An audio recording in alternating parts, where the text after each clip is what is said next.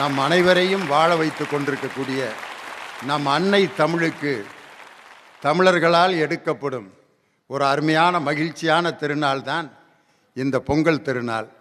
தமிழர் திருநாள், மகிழ்ச்சியான திருநாள்.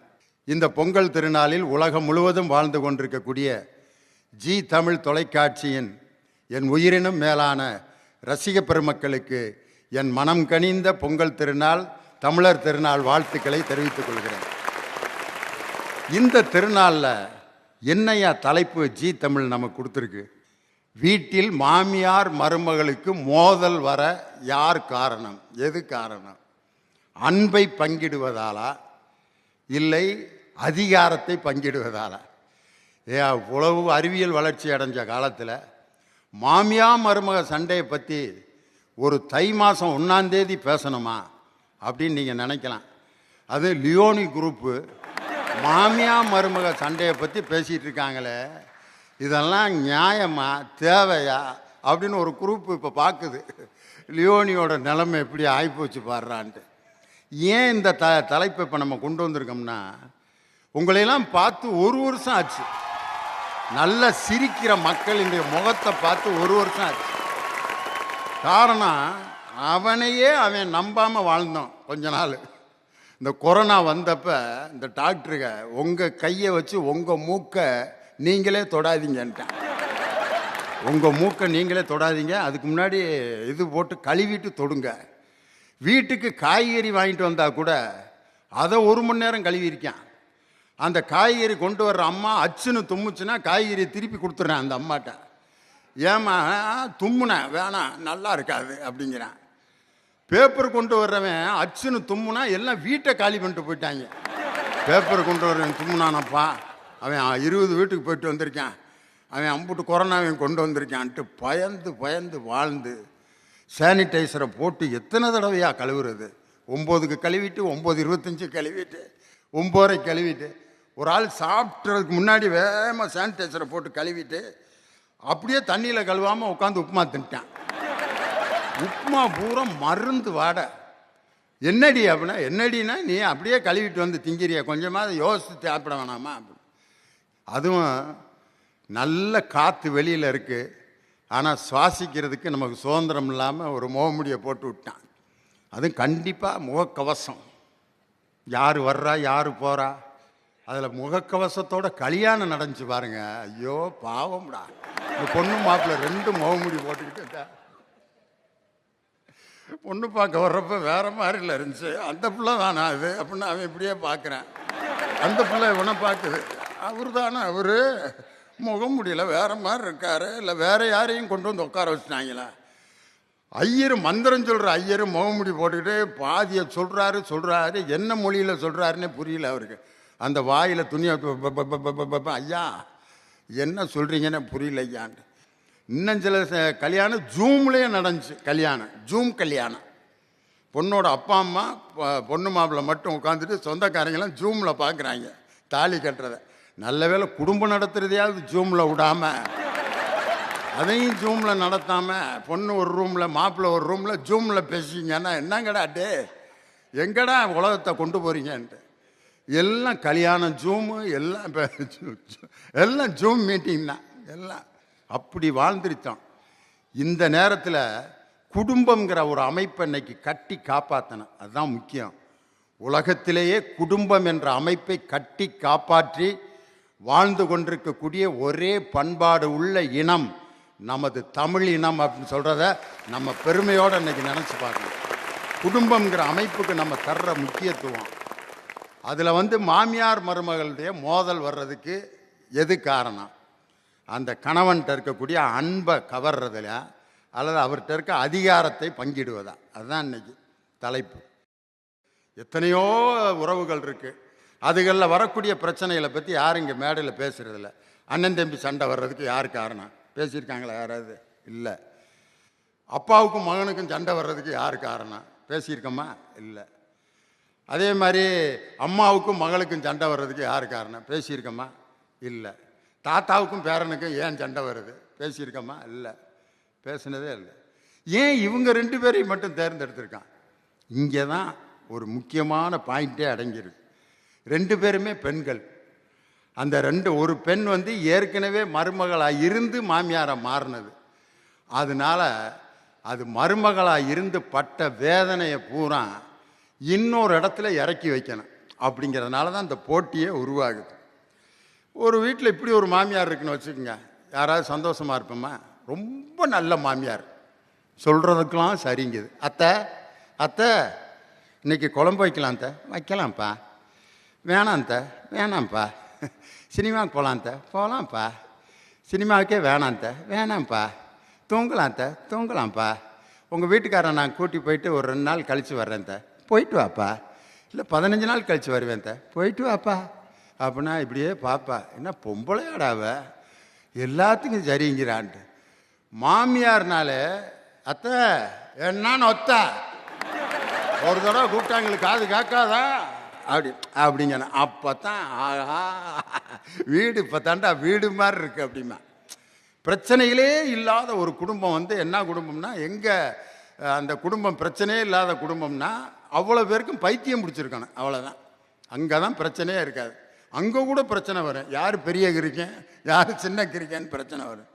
அதனால் இன்னைக்கு நம்ம எடுத்திருக்கக்கூடிய தலைப்பு, மாமியார் மருமகளுடைய மோதல்களுக்கு யார் காரணம்? அன்பை பகிர்வதா, அதிகாரத்தை பகிர்வதா? அது என்ன அன்பு அதிகாரம்? அதிகாரங்கிறது வேற ஒன்றும் இல்லை, ஒரு ஸ்டேட்டஸ். நான் சொல்கிறத தான் கேட்கணும், நான் சொல்கிறபடி தான் இங்கே நடக்கணும், நான் என்ன நினைக்கிறேனோ அது இங்கே நடக்கணும் அப்படின்ட்டு ஒரு கட்டுப்பாடு, ஒரு புரோட்டோக்கால். இதுதான் நான் சொல்கிறத தான் கேட்கணும். இத்தனை மணிக்கு தான் எந்திரிக்கணும், இத்தனை மணிக்கு தான் சாப்பிட்ணும், இத்தனை மணிக்கு தான் தூங்கணும், இதைத்தான் சாப்பிட்ணும், இப்படித்தான் சாப்பிட்ணும், இந்த சினிமாவை தான் பார்க்கணும், டிவியில் இந்த நிகழ்ச்சியை தான் பார்க்கணும், மற்ற நேரத்தில் ஆஃப் பண்ணிடணும், டிவியே போடக்கூடாது அப்படின்லாம் சில சட்ட திட்டங்கள். அதாவது இபிகோ மாதிரி சில வீடுகளில் ஏகப்பட்ட சட்ட திட்டங்கள் இருக்கு. அந்த சட்ட திட்டங்களோடு வாழ்கிறது தான் அந்த அதிகாரம். அந்த சட்ட திட்டங்களை பயன்படுத்தி வீட்டில் வந்து ஒரு மெயின்டெனன்ஸ் இருக்கும், குடும்ப தலைவர்.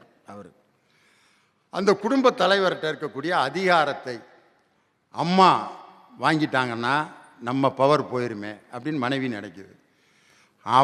அதிகாரம் வந்துச்சுன்னா அப்புறம் நான் பெற்று வளர்த்து அப்புறம் என்ன பிரயோஜனம்? அவள்கிட்ட விட்டுவிட்டு நான் தலையில் துண்டை போட்டு உட்காந்துருக்கிறதா? இப்படி தான் இது அதிகாரம். அன்புங்கிறது வேற ஒன்றும் இல்லை, எதிர்பார்ப்புகள். அன்பு வந்து அன்பினுடைய அடிப்படையே வந்து எக்ஸ்பெக்டேஷன்ஸ், எதிர்பார்ப்புகள் தான். நான் வந்து உட்காந்துருக்கேன், காபி சாப்பிட்டீங்களா அப்படின்னு கேட்குறது, அது ஒரு அன்பு. அந்த காப்பியை எப்படி போட்டு கொடுக்கறது? ஒருத்தருக்கு வந்து டம்ளரில் போட்டு கொடுத்தா பிடிக்கும், சில பேருக்கு டவரால் போட்டு கொடுத்தா பிடிக்கும், சில பேருக்கு அதிக சீனி போட்டு கொடுத்தா பிடிக்கும், சில பேருக்கு ஆற்றி கொடுக்கணும், பக்கத்தில் வந்து இப்படி இப்படி ஆற்றி அப்படி கொடுக்கணும், அப்போ தான் அவர் சாப்பிடுவார். சில பேர் காஃபி கொண்டா அப்படின்னா, இந்த வந்துட்டேங்க அப்படின்ட்டு கொண்டு வந்து இப்படி வச்சுட்டு போனால் கோவம் வந்துடும் அவனுக்கு. என்ன வச்சுட்டு போகிறேன் நாயா நான் கையில் கொடுக்குறதுக்கு என்ன அம்மா என்னையா இது? ஏதோ புஸ்தகம் படிச்சுட்டு இருந்தீங்க, புஸ்தகத்தை வச்சுட்டு வாங்குவீங்க, சங்கடமாக இருக்கும்ட்டு தான் நான் வச்சுட்டு போனேன் அப்படின்ட்டு. ஒவ்வொருத்தருடைய டேஸ்ட்டும் வித்தியாசப்படும். ஒரு சாப்பாடு பரிமாறுறது, சௌக்கியமாக உடல்நிலை சரியில்லாத நேரத்தில் கவனிச்சுக்கிறது, அப்போ நம்முடைய எதிர்பார்ப்பு. ஒரு காய்ச்சலாக இருக்கும்போது யாராவது வந்து என்னப்பா காய்ச்சலா, ஒன்றும் செய்யாது கவலைப்படாது அப்படின்ட்டு ஒரு 4 பேர் இந்த மாத்திரையை போடு அந்த மாத்திரையை, நம்ம மேலே அக்கறை எடுத்து பேசுகிறாங்கல்ல, அதுதான் அன்பு, வேறு ஒன்றும் இல்லை. அந்த அன்பை பகிர்தலில் பிரச்சனை வருகிறதா, இல்லை அதிகாரத்தை பகிர்வதில் பிரச்சனை வருகிறதா? அதுதான் இன்றைக்கி நம்ம பேச போகிற தலைப்பு. தை மாதம் 1ஆம் தேதி ரொம்ப மகிழ்ச்சியாக இருக்கக்கூடிய நாள். இந்த நாளில் மோதலை பற்றி பேசுகிறாங்களே அப்படின்னு நீங்கள் நினைக்கக்கூடாது. மோதலில் தான் காதலே உருவாகுது. மோதல் எங்கே இருக்கிறதோ அங்கு தான் காதல் அதிகமாக இருக்குது. அதனால் தலைப்பில் மோதல்ங்கிற வார்த்தை வருது, அப்படி வரலாமான்னு நினைக்கிறேன். நம்ம திருக்குறளில் 1330வது திருக்குறளே என்ன எழுதியிருக்காரு? ஊடுதல் காமத்திற்கின்பம் அதற்கின்பம் கூடி முயங்க பெறின். 1330வது திருக்குறள். அப்படின்னா என்ன அர்த்தம்? ஊடுதல் காமத்திற்கின்பம், ஒரு மனைவியின் மீது ஏற்படுகின்ற அந்த பாசம், பிரியம், அந்த தாம்பத்திய வாழ்க்கை மகிழ்ச்சியாக இருக்கணும்னா அதற்கு முன்னால் சண்டை நடக்கணும்னு எழுதியிருக்கார். யார்? திருவள்ளுவர். அப்போ எவ்வளவு சண்டை போட்டு அனுபவிச்சிருப்பார். அனுபவிக்காமல் எழுதியிருப்பாரா?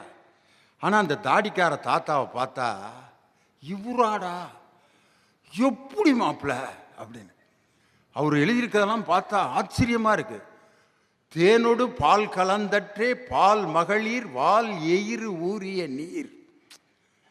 ஒரு இளம் பெண்ணின் வாயில் ஊறி வருகின்ற அந்த உமிழ் நீரில் தேனும் பாலும் கலந்துருக்கான். யாரு? வள்ளுவர். நிறைய பேர் வள்ளுவர் இதெல்லாமா எழுதியிருக்காரு, எங்கள்கிட்ட நடத்தவே இல்லை பள்ளிக்கூடத்தில் அப்படின்னு நினைக்கிறீங்க. அதெல்லாம் நம்மள்கிட்ட நடத்தாம விட்டாங்க. காமத்து பால்லாம் மனப்பாட பாட்டை வைக்க முடியாது, ஏன்னா பயில கேட்குற கேள்விக்கு பதில் சொல்ல முடியாதுன்ட்டு அறத்துப்பால் பொருட்பாலில் மட்டும்தான் மனப்பாட பாட்டு வைப்பாங்க. அதனால் அது மாதிரி தேனோடு பால் கலந்தற்றே பால் மகளிர் வால் எயிறு ஊறிய நீர்னு எழுதியிருக்காருன்னா இதை அனுபவிக்காமல் அந்த மனிதர் எழுதியிருப்பாரா? உண்மையிலே தமிழனுடைய வாழ்க்கையில் அறம் பொருள் மட்டுமில்லை, அந்த அறம் பொருளோடு வாழ்ந்தால் நீ இன்பத்தோடு வாழலாம் என்று உலகத்திற்கு எடுத்து காட்டிய ஒரே நூல் நம் தெய்வ புலவன் திருவள்ளுவர் எழுதிய திருக்குறள். அதனால் திருக்குறள் இருக்கக்கூடிய மொழியை நான் தாய்மொழியாக பெற்றிருக்கிறேன் சொல்றதே ஒரு மிகப்பெரிய சந்தோஷம் நமக்கு. திருக்குறள் எழுதிய தமிழ் மொழி எனது தாய்மொழி அப்படின்னு சொல்றது நமக்கு ஒரு பெரிய ப்ரைடு. அதனால் இந்த தமிழர் திருநாளில் ரொம்ப அழகான ஒரு தலைப்பு, பேசுகிறதுக்கு எல்லாம் ரொம்ப ஆர்வமாக உட்காந்துருக்காங்க. ஏன்னா மோதலை பற்றிய தலைப்பு. அதனால் மாமியார் மருமகள் மோதலுக்கு பெரிதும் காரணம் அன்பை பகிர்வதா அதிகாரத்தை பகிர்வதா? அதிகாரத்தை பகிர்வதே அப்படிங்கிறதுக்கு 3 பேர் உட்காந்துருக்காங்க.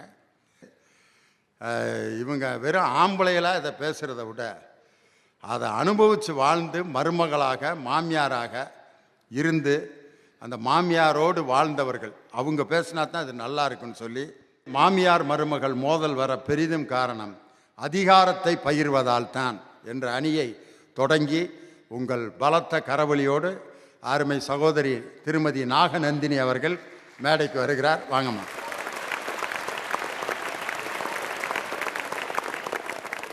வாழ்க வையகம், வாழ்க வையகம், வாழ்க வளமுடன். குரு வாழ்க, குருவே துணை.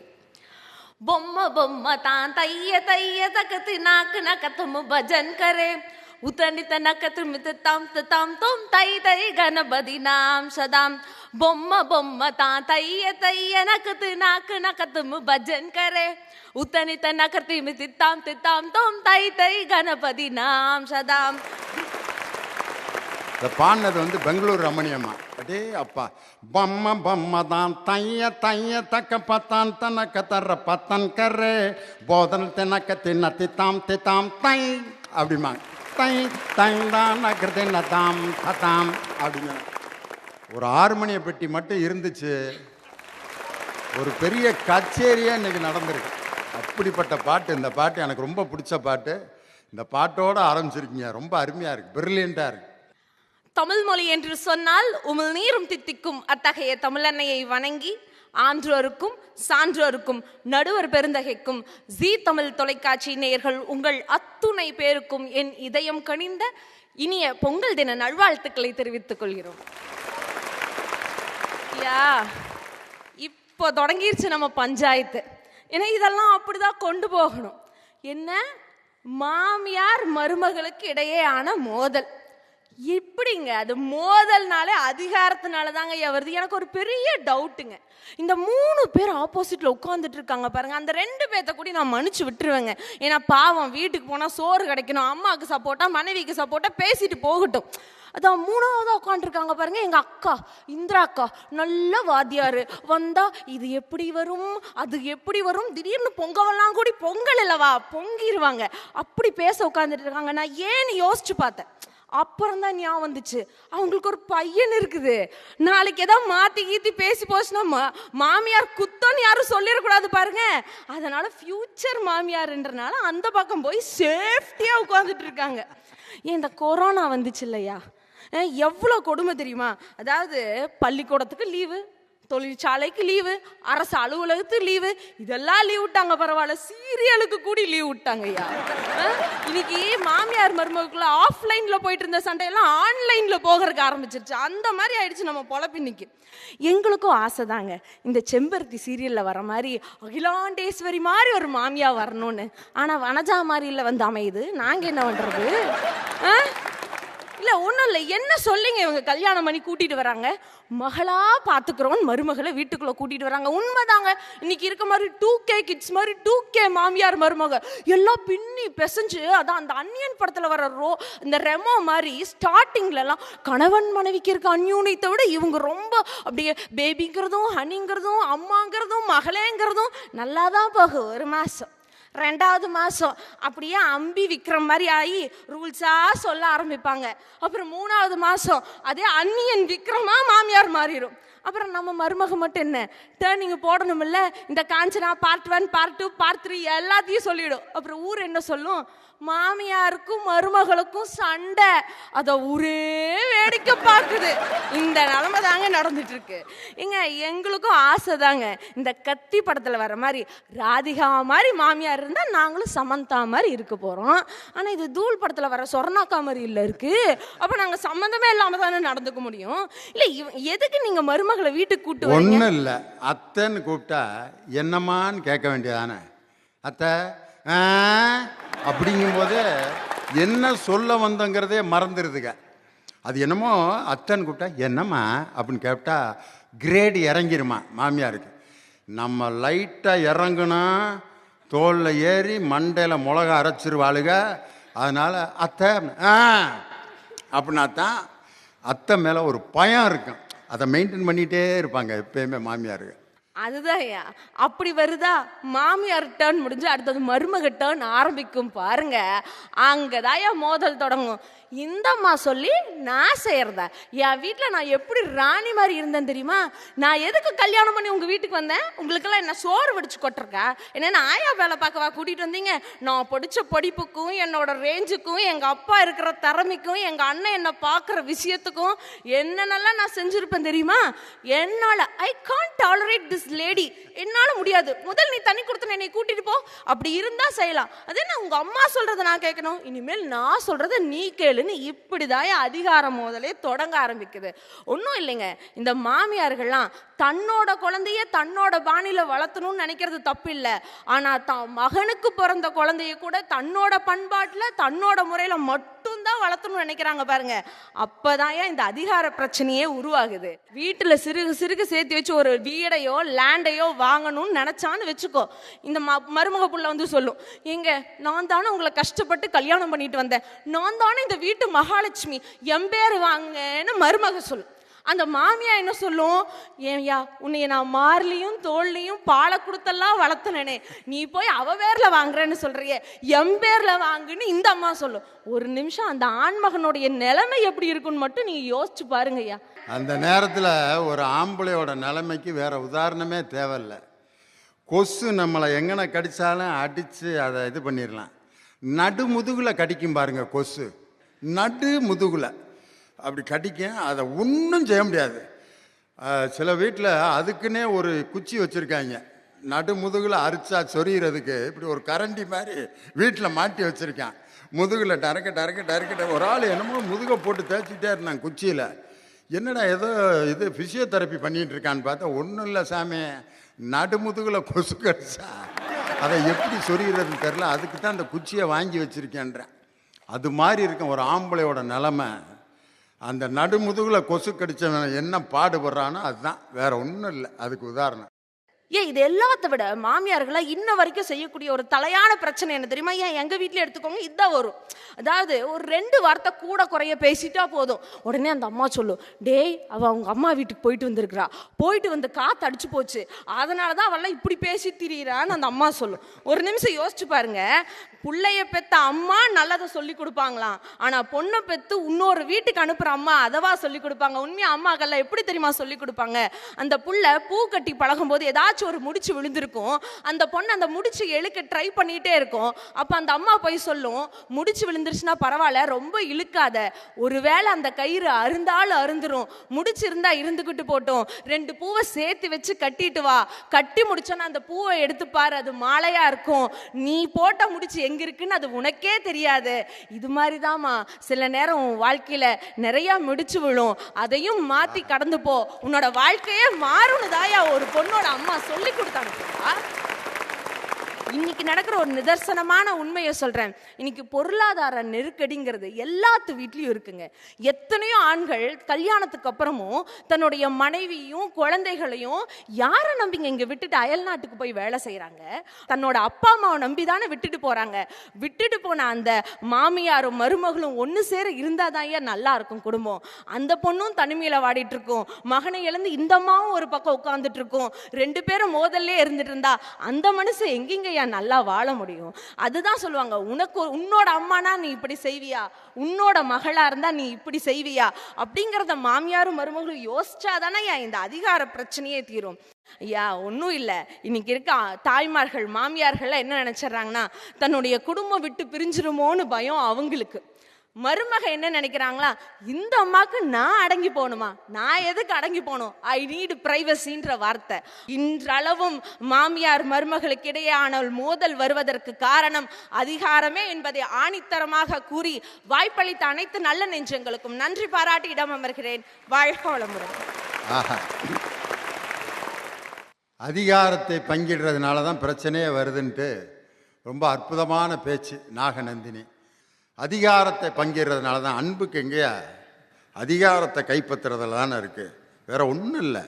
ஒரு பொண்ணு வீட்டுக்குள்ளே வர்றப்பே ஃபஸ்ட்டு கண்டிஷன் என்ன, பாட்டு என்ன பாட்டு போடுறாங்க, மணமகளே மருமகளே வா வா உன் வலது காலை எடுத்து, அங்கனையே கண்டிஷன் தொடங்கிருக்கு, உன் வலது காலை எடுத்து வைத்து வா வா குணம் இருக்கும் குலமகளே வா வா தமிழ் கோவில் வாசல் திறந்து வைப்போம் வா வா.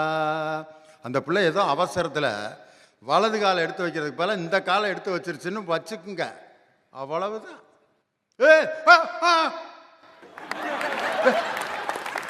இறங்கு இறங்கு இறங்கு இறங்கு முதல்ல. ஏன் என்னங்க ஆச்சு, வலது காலை எடுத்து வையே, என்ன இந்த காலை மாற்றி எடுத்து வைக்கிறதுல இப்படி ஒரு சிக்கலாயான்ட்டு. ஏன்னா அப்படி ஒரு சட்டத்தை போட்டு வச்சுட்டான், வலது காலை எடுத்து வைத்து வரணும், விளக்கேற்றுபவள் குனிஞ்சதலை நிம்மறாமல் வரணும். அப்படி இருந்தால் தான் அந்த பொண்ணை பொண்ணு நல்ல பொண்ணாக இருக்கே, எப்படி வரணும்னா எங்கள் மாமா பெரியப்பா நல்ல பிள்ளையா இருக்கு அப்படிங்கிறான். இப்படி ஒரு பிள்ளை வருதுன்னு வச்சுக்கோங்க, வீட்டுக்குள்ள உள்ள வர்றப்ப பெரியப்பா ஹாய், எங்க மாமா ஹாய், எங்க தாத்தா ஹாய் ஹாய், எப்படி இருக்கீங்க, நல்லா இருக்கீங்களா, ஓகே ஓகே ஓகே, விளக்கேற்றணுமா, கொஞ்சம் தீப்பெட்டி தீப்பெட்டி கொடு தீப்பெட்டி. அப்போ இப்படியே பார்க்குறான், என்னடா பொண்ணு பார்க்க வந்தப்போ நல்லா தானடா இருந்துச்சு, என்னமோ மேல்நாட்டு மருமக மாதிரிலடா தொடங்கும் போதே இப்படி இருக்கேன்பா. நான் சொல்கிறபடி நீ நடக்கணும் அப்படிங்கிறதுல தான் அந்த அதிகார போட்டியில் தான் மோதல்களே வருது அப்படின்னு. டிவியில் பாட்டு சுதந்திரமாக கேட்க முடியுதா ஒரு ஆம்பளையால்? அன்னையர் தினத்தன்னைக்கு வெறும் தாய் பாட்டாக போடுறாங்க, டிவியில் போட்டுக்கிட்டு இருக்கேன், கேட்குறான் உட்காந்து. எல்லாம் எனக்குள் இருந்தாலும் என்னை தனக்குள் வைத்திருக்கும் அன்னை மனமே என் கோயில், அவளே என்றும் என் தெய்வம், அன்னை மனமே என் கோயில், அவளே என்றும் என் தெய்வம், உலகம் பிறந்தது எனக்காக. இந்த பாட்டை கேட்கும்போது அவங்க அம்மா முகத்தை பார்க்கணுமே, மகன் நம்ம பாட்டை கேட்டுக்கிட்டுருக்கேன். அப்போ அவங்க மனைவி பார்க்குறா, நல்லா இருக்கா பாட்டலாம், இதையே உட்காந்து கேட்குற மாதிரி முடிவா மாற்றிட்டாயா சேனலை, டக்குன்னு மாற்றிட்டு என்ன பாட்டு போட்டான் தெரியுங்களா, உடனே அடுத்து அவங்க அம்மா மகிழ்ச்சியாக இருக்கு. இங்கே முறைச்ச முறை டக்குன்னு மாற்றிட்டான். பூவே செம்பூவே உன் வாசம் வரும், வாசல் உன் வாசல் என் பூங்காவனம், வாய் பேசிடும் புல்லாங். அவங்க அம்மா மாற்றிட்டா பாரு. எங்கேருந்து சிக்னல் வந்துச்சுன்னே தெரியல. என் பிள்ளை அப்படியே பாட்டை உள்ட்டா வாக்கி விட்டானே. ஒரு பாட்டு கேட்குறதுல எவ்வளோ பிரச்சனை. நான் சொல்கிற மாதிரி அந்த பாட்டை என் பிள்ளை கேட்குறாங்கிறதுல ஒரு ஆனந்தம். இது மாதிரி தான் எல்லா விஷயத்துலையும் நான் சொல்வது அங்கே நடைபெறவில்லை அப்படிங்கிறதுல தான் மோதலே தொடங்குது அப்படின்னு ரொம்ப அழகாக நாகநந்தினி பேசினாங்க. அதுக்கு பதில் சொல்லணும், அன்பை பகிர்தல் தான் என்ற அணியை தொடங்கி வைக்க உங்களுடைய ஆரவாரத்தோடு திருமதி இந்திரா ஜெயச்சந்திரன் ஸ்ரீவில்லிபுத்தூரிலிருந்து வருகை இருந்திருக்கிறார். பழனியப்பா மேல்நிலைப் பள்ளியில் தமிழாசிரியராக பணியாற்றி கொண்டிருக்கிறார். உலகெங்கும் இருக்கக்கூடிய ஜீ தமிழ் நேயர்கள் அனைவருக்கும் தைத்திருநாளாம் பொங்கல் திருநாள் வாழ்த்துதல்களை தெரிவித்துக் கொள்கின்றேன். நடுவர் அவர்களே, அன்பிற்கினிய தங்கை இலப்பச்சையில் சேலை கட்டியிருக்கா. கொழுந்து இந்த 90 கிட்ஸு 2K கிட்ஸ் சொல்லுவாங்களே, இது மாதிரி 2K மருமக.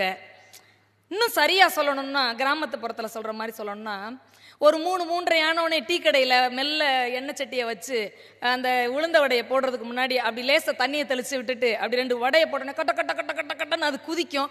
நல்லா வெந்தவுடனே ஆந்து அவிஞ்சு அமைதியாயிரும்ல. கொதிக்கிற ஸ்டேஜ் அந்த பிள்ளைக்கிட்ட. அதனால மாமியார் மருமகள் மோதலுக்கு அதிகாரம் தான். ஏமா தாயி, உன்ட்ட ஒரே ஒரு எளிமையான கேள்வி கேட்குறேன் நடுவர் முன்னிலையிலே. மாமியா என்னமோ அவங்க அம்மா வயிற்றுலேருந்து மாமியாராவே அப்படியே பிறந்தாளா தாயி நான் கேட்குறேன்? இல்லைங்க, சீனியர் மருமகள் மாமியார் தன் மகனுக்கு எப்பொழுது திருமணம் ஆகிறதோ அப்போ அவங்க மருமகள்ல இருந்து மாமியாரா ப்ரமோஷன் ஆயிட்டாங்க. அவ்வளவுதாங்க. தமிழிலே பெண் என்ற சொல்லுக்கு பேணுதல், காப்பாற்றுதல், அன்பை பொழிபவள் என்று அர்த்தம். ஆண் என்றால் ஆளுமை நிறைந்தவன் என்று அர்த்தம். பெண் என்ற சொல்லுக்கு பேணுபவள்னு அர்த்தம். இந்த குடும்பத்தில் இருக்கக்கூடிய குழந்தைய, இந்த குடும்பத்தில் இருக்கக்கூடிய கணவனை, இந்த குடும்பத்தில் இருக்கக்கூடிய பெரியவர்களை நான் எப்படி பாதுகாப்பேன்? நான் பண்ற சமையல்னா அவருக்கு ரொம்ப இஷ்டம் அப்படின்னு சொல்றதுல மருமகளுக்கு சந்தோஷம். நான் 2 வாய் பிசைஞ்சு ஊட்டுனா தான் என்னைய விட உயரமாயிட்டேன் சிவா. வேலைக்கு போகுது என் பிள்ளை. 2 வாய் நான் ஊட்டுறேன்னா ஏமா மனசே நிறைஞ்சிருதுமான்னு சொல்லுவான் என் மகன். நினைக்கிறான் அம்மா. இவ்வளவுதாங்க வித்தியாசம். இதுல எங்க இருந்து அதிகாரம் வந்துச்சு? அங்க இருந்து வந்து அதிகாரம் அதிகாரமாக இருந்தால் தண்ணியை குடி நந்தினி, ஏன் பதறுகிறாய்? அங்க இருந்து சீரியல்ல அகிலாண்டேஸ்வரிய பாத்தீங்களா? செம்பருத்தியில பாத்துக்கிட்டு தான் இருக்கும். அகிலாண்டேஸ்வரிக்கும் பார்வதிக்கும் ஒரு பிரச்சனையும் இல்லடா. அங்கே அன்பு பெறுதல் தான். சின்ன மாமியா தான் அதிகாரத்துக்கு சண்டை ஓடுறா. வனஜாவால தான் பிரச்சனையே தவிர பார்வதியும் அகிலாவும் நல்லா தான் இருக்காங்க. ஒரு ஊர்ல ஒரு ராஜகுமாரியில ராசாத்தியும் அவங்க மாமியாலும் கொஞ்சிக்கிட்டு தான் இருக்காங்க. பெரிய மாமியா கூட தான் பிரச்சனையா இருக்கு இல்லையா? நீலாம்பரியும் வெண்ணிலாவும் இருக்காங்கல்ல, யாரடி நீ மோகினில? அதுவும் மாமியா கிடையாது, முத்து மாமாவுக்கு சித்தி. அங்கேயும் சின்ன மாமியாவளால தான் பிரச்சனை. சத்யாவில் பாருங்க, சத்யாவும் மாமியாவும் கட்டிப்பிடி வைத்திய மாதிரி மாற்றி மாற்றி கொஞ்சிக்கிட்டு திரிகிறாங்க. அப்படியும் இருக்க தான் செய்கிறாங்க. நீங்கள் வந்து மோதலே வராதா? இப்போ மாமியார் மருமகளும் அவ்வளோ நெருக்கம் வருங்க. நான் என்ன பொய் சொல்லவா வந்திருக்கேன்? தமிழர் திருநாள் அன்னைக்கு சின்ன சின்ன மோதல்கள் இருக்கும். அது எப்படி தெரியுமா? சின்ன குழந்தைய கையில் வச்சுக்கிட்டு முட்டு முட்டு முட்டு முட்டு முட்டு முட்டு அப்படி சொல்லும்ல, அது மாதிரி முட்டு. ஒரு தடவை முட்டிட்டு விட்டா கொம்பு முளைச்சிரும்ல. 2 பேரும் மாட்டு பொண்ணு வேற. அந்த வீட்டுக்கு 2 பேருமே சீனியர் மாட்டு பொண்ணு, ஜூனியர் மாட்டு பொண்ணு வேற. மாடுனா வேற ஒண்ணும் இல்லைங்க, செல்வம்னு அர்த்தம். அந்த வீட்டு திருமகள் என்ற அர்த்தம் தான் மருமகள் என்றதுக்கான பொருள். சின்ன சின்ன சிக்கல்கள் இருக்க வரைக்கும் மோதல் வரும். ஆனால் அது ஒரு புரிதலுக்குள்ளே வரும்போது அந்த அதிதீதமான அன்பு எல்லாத்தையும் மாத்திருங்க. வேற ஒன்றும் இல்லைங்க, சாதாரணமான விஷயம். கிராமங்களை போய் பார்த்தீங்கன்னா தெரியும். அது இந்த கொரோனா டைம்ல எல்லா ஊர்லயும் ஆப்பக்கார பாட்டி பார்த்துருப்பீங்க. எங்க ஏரியாவில் ஒரு ஏப்பக்கார பாட்டி இருக்கு. திண்ணையிலே வச்சிருக்காங்க. காலை நீட்டிக்கிட்டு அப்படிங்க. ஐடென்டிஃபை அதான் எனக்கு சரியா வர மாட்டேங்குது. கிளவி அளவுக்கு சாரீரம் சுத்தமா இல்லை. அந்த காலத்து கிளவிய விடுற ஏப்பம்லாம் பார்த்தீங்கன்னா உண்மையிலே டிராக்டர் பரப்புற மாதிரி இருக்கேன் அப்படிங்க.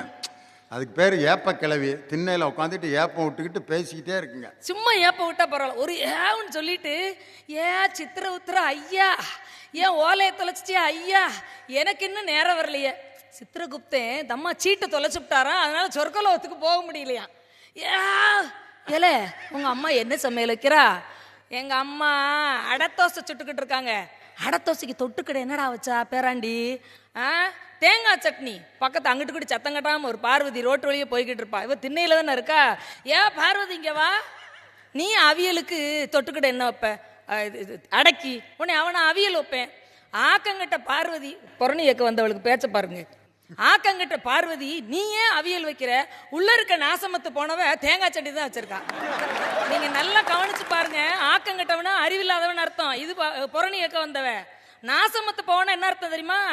நல்லா இருப்பான்னு அர்த்தம். நாசம் அற்று போகிறவள்னு அர்த்தம். அவ வீட்டுக்கு வந்த மருமகளுக்கு வாழ்த்து விழுகிறது. இது வசவே கிடையாது. அந்த நாசமத்து போவா தேங்காய் சட்னி தான் வச்சிருக்கா. நான் அந்த காலத்துல உங்க பாட்டையாவுக்கு சுட்டு சுட்டு போட்டேன், அவர் புட்டு புட்டு தின்னாரு. அப்படி போட்டுருந்தா அவர் எதுக்கு போனாரு? இம்புட்டின்னு சொல்லிட்டு சித்திர உத்தர ஐயா ஏன் ஓலையை தொலைச்சியா ஐயா. நான் நினச்சிக்கிட்டு இருந்தேன் உலகத்திலே எங்கள் அம்மா மட்டும்தான் என் மேலே ரொம்ப அன்பாக இருக்காங்கன்னு. அதில் ஒரு மாற்று கருத்தும் இல்லை நடுவர் அவர்களே. குழந்தை பிறந்தவொடனே ஏன் என்ன மாமியார் வீட்டில் இல்லாமல் பிரசவத்துக்கு அம்மா வீட்டுக்கு அனுப்புகிறாங்க? அது ஒரு சுகம்தான். அது அங்கே தான் பாதுகாப்பு இருக்கும் என்று இன்னும் மருமகள் நம்பிக்கொண்டு இருக்கிறாள். அங்கே அனுப்பியாச்சு. ஏன் ஒரு 2 விரலை உள்ள விட்டு கழுத்து நிற்காத பிள்ளையை தூக்கிக்கிட்டு இவ்வளோ அழகாக குளிப்பாட்ட முடியுமா? எங்கள் அம்மாவை நான் பார்த்துக்கிட்டே இருப்பேன். நான் பெத்த பிள்ளைய அந்த அம்மா குளிக்க இப்படி பத்திரமா வச்சுருக்காங்களே, எப்படி போய் நான் அங்கே காலங்களுக்கு போகிறேன்ட்டு. ஆனால் எங்கள் அம்மா குளிக்க வச்சதை விட எங்கள் மாமியார் குளிக்க வச்சாங்க பாருங்க. என் பிள்ளைய முழங்கால் வரைக்கும் சேலையை தூக்கி வச்சுக்கிட்டு வெந்நியை ஊத்து. யாராவது எனக்கு வேலை சொன்னால் எனக்கு பிடிக்காது, நான் தான் செய்யணும்னு நான் நினைப்பேன். ஆனால் எனக்கு வேலை சொன்னால் நான் உடனே செய்யணும்னு நினச்சது அந்த இடத்துல தான். அந்த ஒரு இடம் தான்.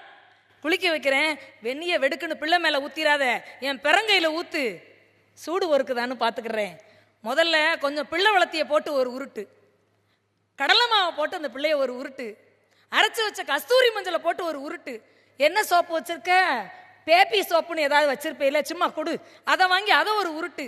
குளிக்க வச்சுட்டு சூடு பொறுக்கிற அந்த வெந்நியில சுட சுட வெந்நியை வாயில வாங்கி ஊற்றி வாயை நல்லா கொப்பளிச்சுட்டு காதுலையும் மூக்களையும் வாயை வச்சு ஒரு உறிஞ்சு துப்பிட்டு பிள்ளைய தலைக்கு மேலே தூக்கிக்கிட்டு நாடியை வச்சு மேவையறத்தை ஒரு நாவிட்டு என் கையில் விறுவிறுன்னு தொட, ஈரமில்லாமல் தொட வைப்போம். எங்கன்னு கையில் கொடுப்பாங்க பார்த்தீங்களா? அப்போ எனக்கு கை காலெல்லாம் நடுங்கி போச்சுங்க. கை காலெல்லாம் நடுங்கி இதை விட அன்பு பகிர்தல் என்ன இருக்க முடியும்? நான் என்ன நினைச்சேன் தெரியுமா நடுவர்களே? இதோடு நிறைவு செய்கிறேன். நான் என்ன நினைச்சேன் தெரியுமா? அடடா, என் பிள்ளைய எப்படி குளிப்பாட்டிட்டாங்கன்னு நான் நினைக்கவே இல்லை. என் பிள்ளைய எப்படி தூக்கி அணைச்சிக்கிட்டாங்க நான் நினைக்கவே இல்லை. என் புருஷன் ஒரு ஆளை திமிர அடையாளம் காட்டுறேன்ல, என் பெட்டர் ஹாஃப்னு சொல்லிக்கிறேன்ல, இவர் எங்க வீட்டுக்காரர்னு சொன்னா என்னவா? அது என்ன ஸ்டைலு? இவர் எங்க வீட்டுக்காரர் அப்படின்னு சொல்லிக்கிறேன்ல, அந்த மனுஷனையும் குழந்தையா இந்த ஆத்தா இப்படித்தான தொட்டிலையும் மார்லையும் தோல்லையும் முழங்காலையும் போட்டு குளிப்பாட்டி கொடு செஞ்சிருப்பான்னு நினைச்சேன். அந்த இடத்துல ஒரு ஜெல் கிடைச்சது பாத்தீங்களா? ஒரு பாசம் கிடைத்தது பாத்தீங்களா? ஒரு அன்பு கிடைத்தது பாத்தீங்களா? அது மட்டும்தான் இங்கே நிரந்தரம். பெண் என்பவள் தன்னை சுற்றி இருப்பவர்களுக்காக எதையும் செய்ய தயாராக இருக்கிறாள், எப்போதும் செய்ய தயாராக இருக்கிறாள். அவள் அது மாமியார் என்ற பெயரில் இருந்தாலும் பரவாயில்லை, மருமகள் என்ற பெயரில் இருந்தாலும் பரவாயில்லை, அவள் அன்பை பொழிய மட்டுமே தயாராக இருக்கிறாள். மாமியார் மருமகளுக்கு இடையே மோதல் இருக்கிறது, பெரும்பாலும் அது அன்பாக காதலாக மட்டும்தான் கணிகிறது.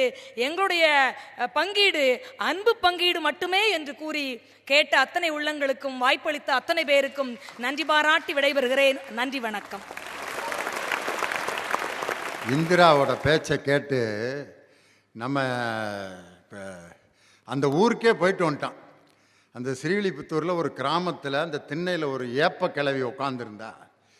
அந்த ஒரு கிழவி போதும், அந்த ஊரில் யார் யார் எப்போ வர்றா, எங்கே போகிறா, யார் வீட்டில் கல்யாணம், எந்த கல்யாணம், எத்தனாம் தேதி நடந்துச்சு, இவ எங்கே போகிறா, யார் எத்தனை மாதமாக இருக்கா, இவ 6 மாதமாக இருக்கா, அவள் புள்ள பெற்றுட்டாளா, என்ன புள்ள பெற்றா, எல்லா டீட்டெயில்ஸும் அந்த கிழவி வச்சுருக்கான்.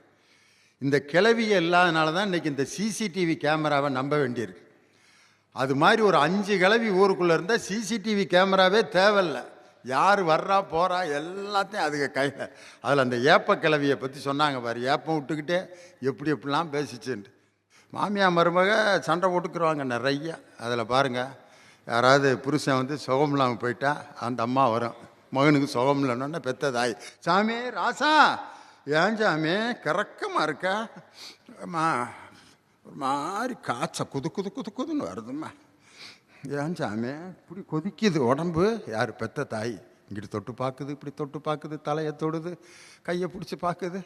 ராசா ஒன்றும் இல்லை சாமி, குளிர் காய்ச்சாதான் சுக்கும் மிளகும் போட்டு அரைச்சி கஷாயம் கொடுக்குறேன், குடிச்சிட்டு படுப்பா அப்படிங்குது. மனைவி வர்றா காய்ச்ச. அம்மா ஏன் சாமி என்ன ஆகா ஓகான்னு அந்த அம்மா. மனைவி வந்து என்ன கேட்பான்னு நினைக்கிறீங்க? எல்லா வீட்லேயும் காய்ச்சலை அப்படியே பார்க்குறான் மனைவியை. என்னத்தை சாப்பிட்டு வந்தீங்க? மழையில் நனையாதானே கேட்குறியாயா? கொஞ்சமாவது கொடை எடுத்துகிட்டு போங்கன்னு சொன்னேன். நனைஞ்சு விட்டு வந்து குளிர் காய்ச்சலாம். இதுக்கு சுக்கு கஷாயம். எங்களுக்கு தெரியாது இவரை கவனிக்க. அப்போ தான் அவங்க அம்மாவை பார்க்குறேன். ஏம்மா அப்பா பாரும்மா அப்படின்னு பார்த்து சாமியே தூங்கு பார்த்துக்கப்பா அப்படின்ட்டு அவங்க அம்மா போயிடுது. அவங்க அம்மா போன பிறகு நடக்கும் பாருங்க ஒரு காட்சி. ஏங்க என்னங்க ஆச்சு? போகிறப்ப நல்லா தானேங்க போனீங்க அப்படின்னு இப்படி தலையை அப்படி இப்படி கோதுனோன்னா தலைவலி காய்ச்ச பறக்கும் பாருங்க, இருக்கடம் தெரியாமல். அதை அனுபவிக்கிறவங்களுக்கு தான் தெரியும். அதனால் இப்போ இந்திராவுக்கு பதில் சொல்ல மதுரை சங்கர். வாங்க சங்கர். ஜீ தமிழ் தொலைக்காட்சி நேயர்கள் அத்துணை பேருக்கும் தமிழர் திருநாளாம் தைப்பொங்கல் திருநாளை உங்கள் அனைவருக்கும் வாழ்த்துக்களை சொல்லி, நடுவர் அவர்களே, மேடைக்கு வந்ததுலேருந்து நான் ஒரு 10 தடவைக்கு மேலே தண்ணி குடிச்சிட்டேன். மேடைக்கு வந்ததுலேருந்து மட்டுமில்ல 3 வருஷமாக நான் தண்ணி குடிச்சுக்கிட்டு தான் இருக்கேன். எங்கள் அக்கா இந்திரா அக்கா சொன்ன மாதிரி காரம் எனக்கெல்லாம் கொஞ்சம் நெஞ்சம் இல்லை, அதிகமாகவே தான் இருக்குது. இதில் அந்த அக்கா வந்து அதிகமாக இருந்தால் தண்ணி குடிக்கணும். ஆமாம், நானும் சரி இவங்க அன்பை நிறையா தருவாங்கன்னு பையை எடுத்துக்கிட்டு தான் வந்தேன், அன்பை அள்ளி போடுவாங்கன்னு. ஒரு பை கூட நிறைஞ்ச பாடு இல்லை. இதில் அந்த அக்கா ஓப்பனிங்கில் பேசும்போது சொல்கிறாங்க, செம்பருத்தியில் பார்த்தீங்களா, அதுக்கப்புறம் இந்த என்னது யாரடி நீ மோகினியில் பார்த்தீங்களா, எல்லாத்தையும் நாங்கள் பார்த்துக்கிட்டு தான் இருக்கோம். நாங்களும் வீட்டில் கேட்டுக்கிட்டு தான் இருக்கோம், யாரு தாண்டி மோகினி 2 பேர்லன்னு. அதுங்க ரெண்டும் பேசிக்குதுங்க. ஒரு வீட்டில் ஒரு ராஜகுமாரி தான், அது யாருன்னு நாங்கள் முடிவு பண்ணிக்கிறோம். இப்படித்தான் குடும்பம் ஓடிக்கிட்டு இருக்கு. இதில் மாட்டு பொண்ணு, நாங்கள் மாட்டு பொண்ணு 2 மாட்டு பொண்ணு எப்படி பிறந்தது? 2 பேரும் திருமகளாமா. நீங்கள் திருமகள்ங்கிறதுனால மாட்டு பொண்ணு கிடையாதுக்கா, தயவு செஞ்சு புரிஞ்சுக்கோங்க. நீங்கள் திருமகள்ன்றதுனால மாட்டு பொண்ணு கிடையாது. ஆம்பளைங்க நாங்கள் வந்து உங்ககிட்ட மாட்டிக்கிட்டதுனால நீங்கள் மாட்டு பொண்ணு. நான் ஒன்னே ஒன்று சொல்கிறேன் சார், எல்லாருக்குமே பிரச்சனை இருக்குது. பொம்பளைக்கு ஒரு பிரச்சனைனா ஆம்பளைக்கு 2 பிரச்சனை, பொம்பளைக்கு 2 பிரச்சனைனா ஆம்பளைக்கு 3 பிரச்சனை, பொம்பளைக்கு 3 பிரச்சனைனா ஆம்பளைக்கு 4 பிரச்சனை. எப்பயுமே ஒன்று யோசிச்சு பாருங்க, பொம்பளையை விட ஆம்பளைக்கு ஒரு பிரச்சனை கூட தான். அந்த ஒரு பிரச்சனை யார் தெரியுமா? அதுதான் பொம்பளையே. இதுதான் நிதர்சனமான உண்மை சார். மருமக முதல்ல வீட்டுக்குள்ளே வரும்போது அழகான பீஸா பாக்ஸ் மாதிரி தான் சார் வர்றா. டெலிவரி பாய் வந்து ரொம்ப அழகாக டெலிவரி கொடுக்குறான், நல்ல ஸ்கொயர் பாக்ஸு. உண்மையிலேயே ஒரு மருமகளோட குணம் இப்படித்தான் இருக்கும், சதுரமாக இருக்கும்னு நினச்சி நம்ம டப்பா ஓப்பன் பண்ணி பார்த்தோம்னு வச்சுக்கோங்களேன், அப்படியே அந்த பீஸா உள்ள வட்டமாக இருக்கும். ஓ இவளோட குணம் வட்டமாக இருக்கும் போல அப்படின்னு அதை பிச்சு பாருங்க, அது முக்கோணமாக இருக்கும். ஓ இவளோட குணம் முக்கோணமாக இருக்கும் போல அப்படின்னு சொல்லி அதை இன்னும் பிச்சு பார்த்தீங்கன்னு வச்சுக்கோங்க, அப்போ தான் மருமக பிசு பிசுன்னு இருக்கிறதே தெரியும். ஸோ கடைசி வரைக்கும் மருமகளுடைய குணம் என்னங்கிறத இந்த மாவளையும் கண்டுபிடிக்க முடியாது, மாமியாருடைய குணம் என்னங்கிறத மருமகளாலையும் கண்டுபிடிக்க முடியாது. கடைசி வரைக்கும் பொண்ணுங்க பிரச்சனை பண்ணிக்கிட்டே தான் சார் வீட்டில் இருக்காங்க. ஒன்றும் இல்லை, உண்மையிலேயே போன இந்த தீபாவளிக்கு என் மனைவி ஒரு முறுக்கு சுட்டாண்டவர்களே. அந்த முறுக்கு பார்த்தா மாவள்ளி போட்டு தண்ணியை ஊற்றி திரும்ப தண்ணி கூடி உடனே மாவள்ளி போட்டு திரும்ப மாவு கூடி திரும்ப தண்ணி ஊற்றி ஒரு வழியாக முறுக்கை சுட்டு வெளியில் எடுத்தாச்சு. முறுக்கை சுட்டு எடுத்து எங்கள் அம்மா கிட்ட கொடுத்தா எங்கள் அம்மா உடச்சி பார்த்து உடைக்க முடியல. முறுக்கை உடச்சி பார்த்து எங்கள் அம்மா உடனே, நாங்கள்லாம் அந்த காலத்தில் எப்படி முறுக்கு சுட்டோம் தெரியுமா? எனக்கு தெரியாதா? ஒரு காலத்தில் எங்கள் அம்மா தோசை சுட்டு எதிர்த்த வீட்டுக்காரனை தோசையாலே அடிச்சிருக்கோம் நாங்கள். அவ்வளோ பெரிய சண்டையெல்லாம் நடந்திருக்கு. இதில் எங்கள் அம்மா, நான்லாம் ஒரு காலத்தில் எப்படியெல்லாம் சமைப்பேன் தெரியுமா? முறுக்கை உடைக்கலை. கடைசியில் கோவம் தாங்காமல் எங்கள் அம்மா சொல்லிச்சு, என்ன ஒரு முறுக்கு கூட உனக்கெல்லாம் ஒழுங்காக சுட தெரில நினச்சி. உன்னை ஏன் முன்னாடி சும்மா இருப்பாளா? அவள் சொன்னா, அதெல்லாம் முறுக்கெல்லாம் ஒழுங்காக தான் சுட்டுருக்கு, மாவு சரியில்லை அப்படின்னா. என்னது மாவு சரியில்லையா? அதெல்லாம் மாவெல்லாம் சரியாக தான் இருக்குது, உனக்கு தான் சுட தெரில. அதெல்லாம் நான் சுட்டதெல்லாம் நல்லா தான் சுட்டிருக்கேன், உங்களுக்கு தான் உடைக்க தெரியலன்னுச்சு. உடனே எங்கள் அம்மா உடனே சொல்லிச்சு, என்ன உடைக்க தெரியலங்கிற அப்படின்னோடனே, எதிர்த்து பேசுகிற வேலை வச்சுக்கிட்டு இருந்தா உன் குறுக்கெலும்பை உடைச்சிருவேன் அப்படின்னு. என் முன்னாடி சத்தமே இல்லாமல் ஒரு பதில் சொல்லிட்டு போனான். முறுக்கே உடைக்க முடியலாம என் குறுக்க உடைக்கிறான். ஒரே வார்த்தையில் முடிஞ்சு போச்சு. நடுவர் அவர்களே, எதிரணியில் உட்கார்ந்துருக்கிற அண்ணன் நந்தலால் அவர்கள் ஓலை விசிறின்னு ஒரு வானொலியில் பேசுகிறதா நீங்கள் சொன்னீங்க. உண்மையிலேயே அவர் பேசும்பொழுது நான் அவர்கிட்ட இருந்து ஒரு கதை அவர் சொல்லியிருக்கிறார், நான் கேட்டிருக்கேன். இந்த அதிகாரம் என்பது ஒரு பெண்ணுக்கு எவ்வளவு மன உளைச்சலை ஏற்படுத்தும்னு அந்த கதையை வச்சு நான் உணர்றேன். ஒரு கதை, அந்த கதை தொடங்குது. ஒரு மாமியார், ரொம்ப மிடுக்கான மாமியார், ஒரு அப்பாவியான கணவர். அந்த குடும்பத்தில் அதுவும் மிடுக்கா வளர்ந்த ஒரு பொண்ணு. ஆனால் தன் மாமியார் ரொம்ப மிடுக்கான ஆளு, ரொம்ப கண்டிப்பான ஆளுங்கிறதுனாலேயே தன்னுடைய குணாதிசயங்கள் எல்லாம் மாற்றி ரொம்ப சாதுவாக மாறி போன ஒரு மருமக. மாமியார் என்ன சொன்னாலும் கேட்கக்கூடிய ஒரு மருமக.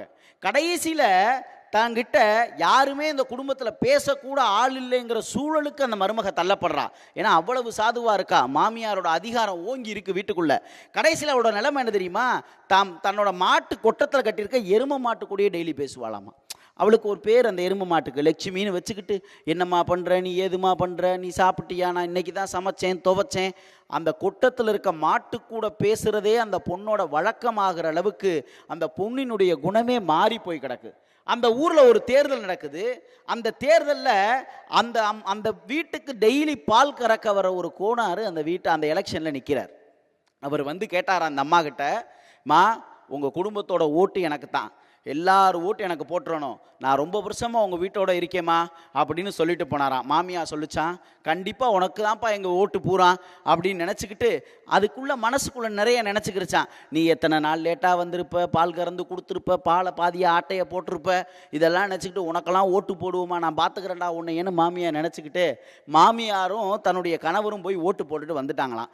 மருமகளை கூப்பிட்டு சொல்லிச்சான், இன்னும் இங்கே நீ என்ன பண்ணிக்கிட்டு இருக்கமா, போய் ஓட்டு போட்டு வா அப்படின்னு. ஓட்டு போட போகையில் மருமகளை கூப்பிட்டு அந்த அம்மா சொல்லிச்சான், இங்கே பார், அந்த எலெக்ஷனில் நிற்கிற அவரோட சின்ன கிளி, இந்த கிளிக்கு மட்டும் நீ ஒரு காலத்துலேயும் ஓட்டு போட்டுறக்கூடாது, வேற யாருக்கு வேணாலும் இந்த ஓட்டை போட்டுட்டு வா அப்படின்னு சொல்லி அனுப்பிச்சான். தெருவில் இருக்க எல்லா பெண்களும் கூட்டிட்டாங்க. எல்லாரும் ஒன்றா சேர்ந்து நடந்து போகிறாங்க. நடந்து போகையில் உண்மையிலே நடுவரவர்களே, அந்த கதையில் அந்த பெண்ணினுடைய வாழ்க்கை எப்படி இருந்துச்சுங்கிறதே அந்த நடந்து போகையில் தான் அந்த பெண்ணுக்கே தெரியும், நமக்கே தெரியும். ஏன்னா அவள் சின்ன சின்ன விஷயங்கள்லாம் ரசிச்சுக்கிட்டே போகிறா. மரம், செடி, கொடி, காற்று, நிழல், வெயில் எல்லாத்தையும் ரசிச்சுக்கிட்டே போகிறா. அந்த ஓட்டு சாவடிக்கு போய் நிற்கையில் வரிசையில் நிற்கிறா. வரிசையில் நிற்கிறத கூட ரசிக்கிறா. இப்படி ஒவ்வொன்றா ரசிச்சுக்கிட்டே இருக்கிறப்ப வரிசையில் நிற்கிற மரத்து மேலே பார்க்குறா, ஒரு அழகான பச்சை கிளி நிற்கிது. அவளுக்கு கிளியை பார்த்தோன்னே பிடிச்சி போச்சு. ஆஹா, கிளி நமக்கு ரொம்ப பிடிச்சிருச்சு, இவ்வளவு அழகா இருக்கே, இந்த ஓட்டை நம்ம கிளிக்கே போட்டுருவோம்னு முடிவும் பண்ணிட்டான். சரின்னு உள்ளே போகிறா. கையில் மை வச்சாச்சு, எல்லாமே ஸ்லிப்பு கொடுத்தாச்சு. அந்த மறைவான இடத்துக்கு அந்த பெட்டிக்கு முன்னாடி போய் நின்றுட்டா. தன்னுடைய விரலை கொண்டு போய் அந்த கிளி பட்டன் மேலே வைக்க போனான். அப்போ தான் ஒரு அசிரீரி ஒழிச்சிச்சு, ஏய், கிளிக்கு மட்டும் ஓட்டை போட்டுறாத அப்படின்னு. வேற வழியே இல்லாமல் ஓட்டை மாற்றி போட்டுட்டு அந்த பொண்ணு வெளியில் வந்தா. வெளியில் வந்தோடனே எல்லா தோழிகளும் கேட்டாங்க, யாருக்கடி ஓட்டு போட்டேன்னு. அவள் ஒத்த வரியில் பதில் சொன்னா, சார், என் மாமியாளுக்கு தான் ஓட்டை போட்டேன்னா, என் மாமியாளுக்கு தான் அந்த ஓட்டை போட்டேன்னா. ஒரு பெண்ணினுடைய மன உளைச்சலினுடைய உச்சம் எந்த அளவுக்கு இருந்திருந்தா யோசிச்சு பாருங்க. இன்னும் நீங்க எங்க சார் அன்பை பகிரணும்னு நினைக்கிறீங்க? ஆக மாமியாள் மருமகள் மோதல் என்று சொன்னால் அங்கு அன்பு கிடையவே கிடையாது, அதிகாரம்தான் ஓங்கி இருக்கிறது என்று சொல்லி வாய்ப்பிற்கு நன்றி கூறி விடைபெறுகிறேன். நன்றி, வணக்கம். ஆஹா, அதிகாரம்தான் ஓங்கி இருக்கு அப்படின்ட்டு ரொம்ப அழகா மதுரை சங்கர் பேசினாரு. சில வீட்டில் பாருங்க, புருஷனை 2 பேரும் ஒரே நேரத்தில் கூப்பிடுவாங்க, பார்த்துருக்கீங்களா? அவங்க அம்மா கூப்பிடுவாங்க, டேய் டேய் சதீஷே சதீஷே அப்படின்னு கூப்பிடுது அவங்க அம்மா. அங்கே அவங்க வீட்டுக்காரம்மா, ஏங்க என்னங்க சதீஷே என்னங்க. அவன் நடுவில் உட்காந்துருக்கான். எங்கேயா போவேன் அவன்? எல்லாரும் என்னைய பார்த்தா எல்லாரும் இப்போ என்னைய கேட்குறீங்க, நீ எங்கே போவ அப்படின்ட்டு. எங்கே போகணும் சொல்லுங்க சதீஷே. நான் பார்ப்பேன் யார் எதுக்காக கூப்பிட்றா அப்படிங்கிறத தெரிஞ்சுக்கிட்டு உண்மையிலே யாருக்கு அவசர தேவையோ அந்த இடத்துக்கு போகணும். அதுதான் ஒருத்தன் எடுக்கிற முடிவு. ஆனால் பெரும்பாலும் எங்கே ஓடிடுவேன் தெரியுமா? எல்லாரும் பெருசாக எப்படியாவது சமாளிச்சிடலாம், அதை ஒன்றும் செய்ய முடியாது அப்படின்னு, என்னங்க இந்தா வந்துட்டேன் அப்படின்னு பாஞ்சிடுறேன். சதீஷை நான் கூப்பிட்டேன், வர்றேம்மா, இப்போ என்ன நீ தான் சின்ன பிள்ளையிலேருந்து கூப்பிட்டுக்கிட்டு தானே இருக்க, நான் வந்துக்கிட்டு தானே இருக்கேன், இப்போ என்னமோ கேட்குற, என்னன்னு கேட்டு வரேன், அப்புறம் பார்த்துக்கலாமா முடிஞ்சு வச்சு அவங்க அம்மா பார்க்குது. பெற்று வளர்த்து படிக்க வச்சு ஒரு ஈயரும்பு கூட கடிக்காமல் பாலுக்கு சர்க்கரை கூட போட்டா குடிக்க மாட்டேன்ட்டு நாட்டு சர்க்கரையை வாங்கி போட்டு பாட்டில் கலக்கி கலக்கி கொடுத்தேன். கூப்பிட்டான்னு ஓடுறேன் ஓடுங்கடா ஓடுங்க. இதில் எம்புட்டு அடங்கியிருக்கு தெரியுமா? ஒரு கூப்பிட்டு போயிட்டான் அப்படிங்கிறது என்ன? அது நம்ம கூப்பிட்டு தன் மகன் வரலையேன்ற ஒரு ஆதங்கம் இது எல்லா இடத்துலையும் உள்ள. இது ஒரு அதிகார போட்டி தானேயா. இந்த கூப்பிட்ற சொல்லிட்டு போகிறது, வீட்டுக்கு போயிட்டு ஆஃபீஸ் போகிறப்ப போயிட்டு வரட்டா அப்படிங்கிறான். யார்? மனைவிட்ட. தங்கம் போயிட்டு வரட்டா அப்படிங்கிறான். அவங்க அம்மா அங்கே இவ்வளோ பெருசாக அப்படி உட்காந்துருக்கு. ஒரு சொல்லிட்டு போகிறதுல கூட தன்னுடைய அதிகாரத்தை விட்டு கொடுக்க முடியாமல் கஷ்டப்படுறான் ஒரு ஆம்பளை. அப்போ அந்த அதிகார பகிர்வுனால தானே பிரச்சனை வருது. அருமையாக பேசினார் சங்கர். இதுக்கு பதில் சொல்லணும். வாங்க, கவிஞர் இனியவன் அன்பை பகிர்தலை என்ற அணிக்கு தன் கருத்துக்களை வழங்க வருகிறார். பார்ப்போம். மாமியார் மருமகளுக்கிடையே உள்ள பிரச்சனை அதிகாரத்தை பகிர்வதாலா அன்பை பகிர்வதாலா? நடுவர் அவர்களே, அதிகாரம் என்பது ஒரு காலத்தில் இருந்தது.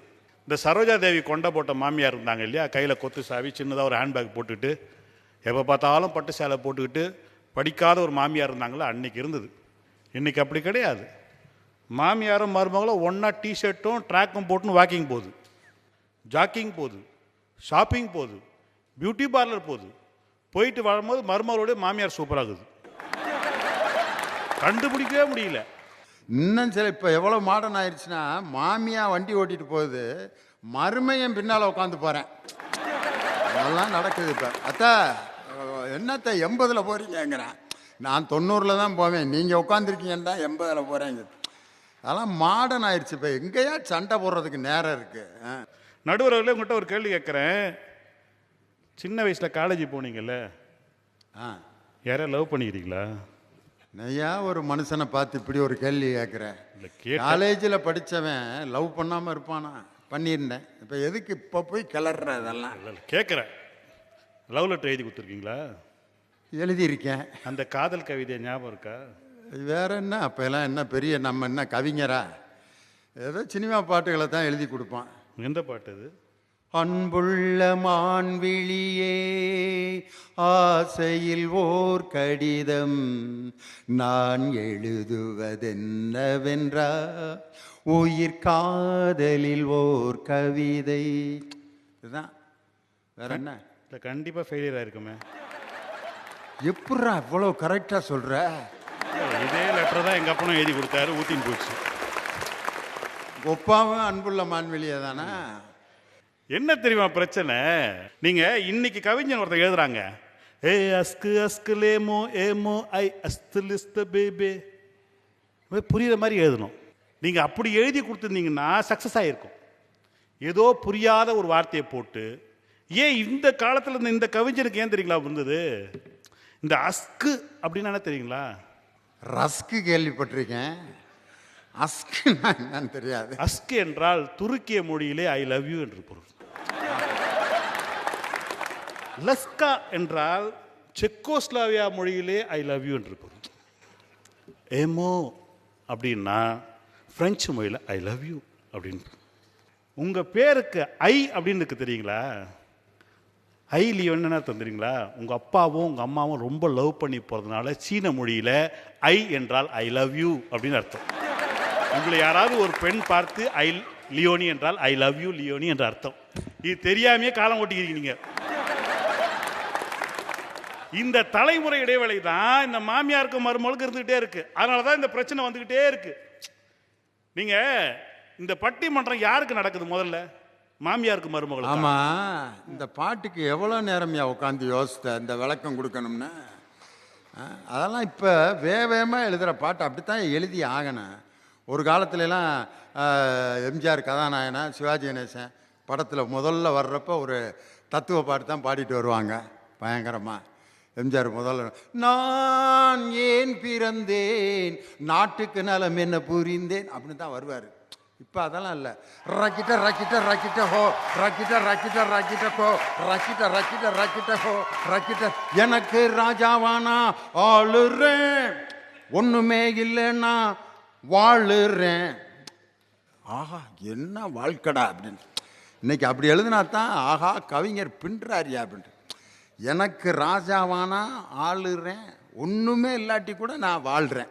எப்படி இந்த காலத்தினுடைய வாழ்க்கை 2 வரியில் படம் பிடிச்சிட்டார்ல. இதெல்லாம் கேட்க மாட்டியா இனியவா? இல்லை நடுவர்களே, வேகமான வாழ்க்கை இது. ஒரு காலத்தில் பார்த்தீங்கன்னா இந்த முதல் இரவில் ஒரு பாட்டு வச்சுருப்பாங்க, ஒரு சோகமான பாட்டு. உங்கள் காலத்தில் என்ன பாட்டு? பால் இருக்கும் பழம் இருக்கும் 10 வருஷமானாலும் பிள்ளை இருக்காது. எவ்வளோ ஃபாஸ்ட்டாக இருக்கணும். நிலவை கொண்டு வா கட்டிலில் கட்டி வை, மேகம் கொண்டு வா மெத்தை போட்டு வை, நிலவை பிடித்தேன் கட்டிலில் கட்டினேன், மேகம் பிடித்தேன் மெத்தை விரித்தேன், காயும் புரியல். வேகமாக இருக்கிறத விட்டு பால் இருக்கும். இந்த 2 ஜென்ரேஷன் இருக்கு இல்லையா, இந்த பால் இருக்கும் ஜென்ரேஷனும் நிலவை கொண்டு வா, இது ரெண்டும் ஒன்றா எப்படிங்க சேரும்? அது கொஞ்சம் கசமுசா இருக்கதா செய்யும். நான் என்ன கேட்குறேன், இந்த பட்டிமன்றம் யாரு? பால் இருக்கும் பழம் இருக்கும் தம்பதியர்களுக்கு 11 பிள்ளை இருந்துச்சு. நிலவை கொண்டு வா கட்டிலில் கட்டி வாய் அப்படின்ட்டு இப்போ என்ன செயற்கை கருத்தரித்தல் மையத்தில் போய் உட்காந்துருக்கேன். நிலவை கொண்டு வா கட்டிலில் கட்டி வை அப்படி. எங்கடா இருக்கீங்க? டாக்டர் அம்மாட்ட இப்போ தான் கொடுத்துருக்கோம் அப்படிங்கிற. ஏங்க அது வாழ்க்கைங்க அதெல்லாம். ஓகே, நம்ம பாயிண்ட்டுக்கு போயிடுவோம். இந்த பட்டிமன்றம் யாருக்கு நடக்குது? மாமியாருக்கும் மருமகளுக்குமா? கிடையாது. நீங்கள் ஃபிசிக்ஸ் வாத்தியார் தானே? நான் என்ன கேட்குறேன், கொஞ்சம் பெட்ரோலு கொஞ்சம் ஒரு வெத்தி பெட்டி கையில் கொடுக்குறேன், காற்றே இல்லாத வெற்றிடத்தில் உங்களால் நெருப்பு உண்டாக்க முடியுமா? முடியாது. ஏன்? காற்று வேணும் சார். நான் என்ன கேட்குறேன், இந்த வீடுன்றல மாமியார் மருமகம் இல்லை, இன்னொருத்தன் இருக்கான். அவன் யாரு? எலி இருக்கு, எலி பொறி இருக்கு, வடை எங்க? நாம் யாரை போய் கேட்கணும்னா, இந்த புருஷன் ஒருத்தன் இருக்கான் பார்த்தீங்களா, அவனை இழுத்து போட்டு அடித்தோம்னா இந்த பிரச்சனைக்கு சால்வ் ஆகிடும். அவன் தாங்க மெயின் வில்லனே. அவன் சைலண்டாக இருப்பான் பாருங்க. அவன் ஒழுங்காக இருந்தானா இந்த குடும்பம் உருப்பிடும். நீங்கள் முதராத்திரியில் மனைவி பால் சொம்போடு வந்து காலில் தொட்டு கும்பலான்னு வர நேரத்தில் புருஷங்காரன் சொல்லுவான், எதுக்கு இல்லை அத்தை சொன்னாங்க, எங்கள் அம்மா ஒரு லூஸ். முதல் நாளே பெத்த தாய் லூஸ். இல்லை உங்கள் அப்பா கிட்ட, எங்கள் அப்பாட்ட பேசிட்டு, ஆமாம் உங்கள் அப்பா நல்லா பேசுகிறாரு, நிறைய புக்கு படிப்பாரா, மேடையெல்லாம் பேசுகிறார். அந்த ஆள் பைத்தியக்காரத்தனமாக ஏதாவது பேசின்னு இருப்பான். அப்போ ஒரு முடிவு பண்ணுவானா, ஒரு லூஸும் பைத்தியமும் சேர்ந்து ஒன்று பெத்து போட்டிருக்க, இவனை நம்பி நம்ம தாலி கட்டின்னு வந்திருக்கோமே, இவன் எப்படி இருப்பான்னு. இப்போ இந்த பெண், இந்த மாமியாருக்கும் மருமகளுக்கும் உள்ள பிரச்சனை என்னன்னா, இந்த பைத்தியத்துக்கிட்ட இருந்து கொஞ்சம் அன்பை பெறுவதற்கான ஒரு போட்டி தான் இங்கே நடந்துட்டு இருக்கு. தாய் என்பவள் நான் பார்க்கின்ற தெய்வம், மனைவி என்பவள் என்னை காக்கின்ற தெய்வம். இந்த 2 தெய்வங்களும் என்னிடம் எதிர்பார்ப்பது என்ன? இனியவா, நடுமுதுகுல கொசு கடிச்சா அந்த குச்சியில சொறிறான் பார், அது நீ தான். நடுவரவரே நம்ம குச்சியில செவுத்துலயே சொரிச்சிக்குவோம், அது மாதிரியான ஆளு சார். உலகம் முழுக்க அதிகாரம் ஒரே மாதிரி தான் இருக்கும், மேலே இருக்கிறவன் கீழே இருக்கிறவன் அடிப்பான். உலகம் முழுக்க அதிகாரம் ஒன்றா இருக்கும், அன்பு வேறுபடும் தெரியுங்களா? அம்மா போடுவாங்களா, சாப்பாடு போடுவாங்களா, இவங்க சொல்கிறாங்களே நான் போடுறது வேற, எங்கள் வீட்டுக்காரர் அம்மா போடும்போது நிறைய போடுவாங்க. இன்றைக்கும் நான் நேரடியாக சொல்கிறேன், இந்த காட்சியை மனைவி பார்ப்பாங்க, கவலைப்பட மாட்டேன். இன்றைக்கி நான் ஓப்பனாக சொல்கிறேன், எங்கள் அம்மா வந்து ஒரு உருண்டை கறி ஒன்று வைப்பாங்க, குழம்புக்குள்ளே கறி உண்டையை போட்டு வைப்பாங்க. இது நாள் வரைக்கும் என் மனைவி செய்ய தெரியாது. நான் இன்னும் சேலஞ்ச் பண்ணி சொல்கிறேன், எங்கள் அம்மா செய்கிற எந்த சமையல் மாதிரி என் மனைவி செய்ய முடியாது. அது வேற. என்ன காரணம் தெரியுங்களா? அதுக்குள்ளே எங்கள் அம்மா மசாலாலாம் போட்டு மட்டும் வளர்க்கல, ஏதோ ஒரு பாசத்தை போட்டு அவள் பாட்டுன்னு கின்றா. அந்த சமையலுக்கு ஈடான சமையல் இந்த உலகத்தில் இது வரைக்கும் கிடையாது, ஞாபகத்தில் வச்சுங்க. எங்கள் அம்மா செய்யும் போது ஆட்டுக்கறி நான் விரும்பி சாப்பிடுவேன், ஆனால் என் மனைவி செய்யும்போது எனக்கு ஆட்டுக்கறி தரமாட்டான். டாக்டர் சொல்லிக்கிறாங்க, கொலஸ்ட்ரால் உனக்கு.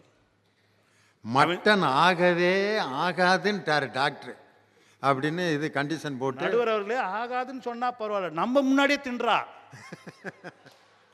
அவ பிள்ளைக்கு ஆவாதான், அவள் பிள்ளைக்கு ஆகுதான். எனக்கு அதான் வைத்தறிச்சல். என்னன்னா, உன் பிள்ளைக்கு ஆட்டுக்கறி ஆகும் போது எங்கள் அம்மா பெத்த பிள்ளை நான், எனக்கு ஆவாதா? எங்கள் அம்மா என்ன விடுவாங்க தெரியுங்களா, ஆட்டுக்கறி செஞ்சுட்டு ஃபோன் பண்ணுவாங்க, டேய் இனியா எங்கடா இருக்கிற அப்படின்னு. அம்மா ஆஃபீஸ் இருக்கிறேன், மட்டன் செஞ்சுக்கிறேன், அவகிட்ட சொல்லாத, நேராக இப்படி வந்து சாப்பிட்டு போ. நமக்கு தான் மொசல் பிடிக்கிற நாயை மூஞ்ச பார்த்தாலும் தெரியும் இல்லையா? நான் சாப்பிட்டு போனோடனே உங்கள் அம்மா வீட்டுக்கு போனியா?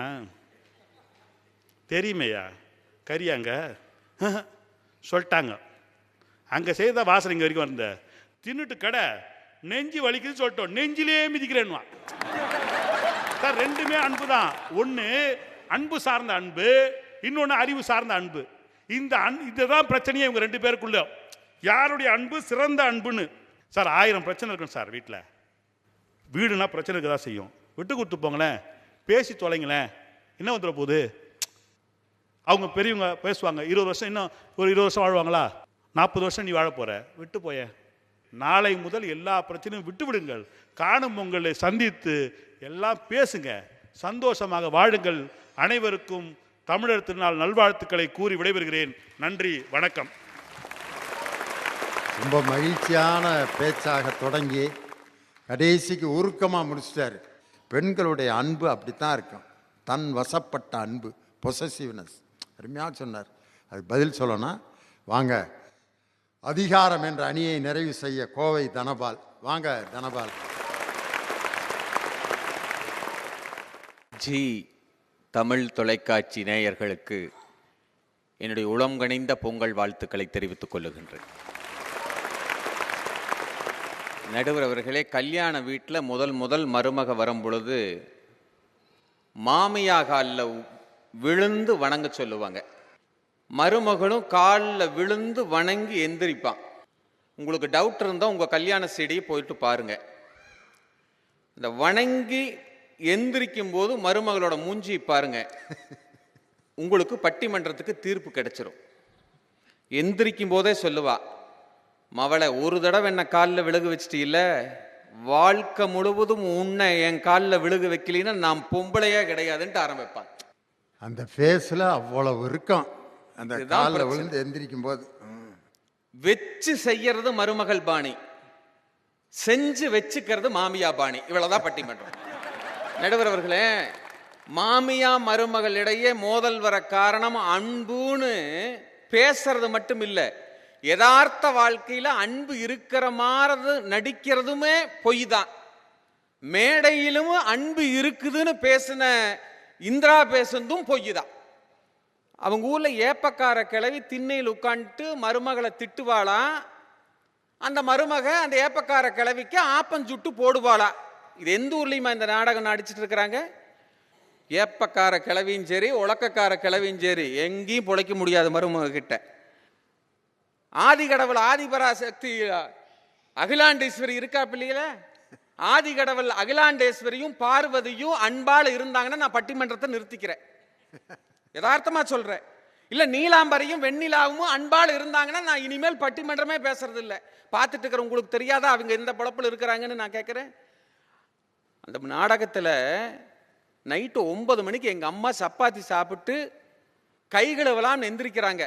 அந்த இடத்துக்கு அகிலாண்டேஸ்வரி செம்பருத்தி நாடகத்தில் பார்வதிக்கு வாஷ் பேஷன்ல கரண்ட் ஷாக் வச்சிருவா ஒரு வில்லி. பார்வதி போய் அதை தொட்டு ஷாக்கடிச்சு செத்துருவான்னு யோசனை பண்ணா பார்வதி போக மாட்டான், அகிலாண்டேஸ்வரி போவா.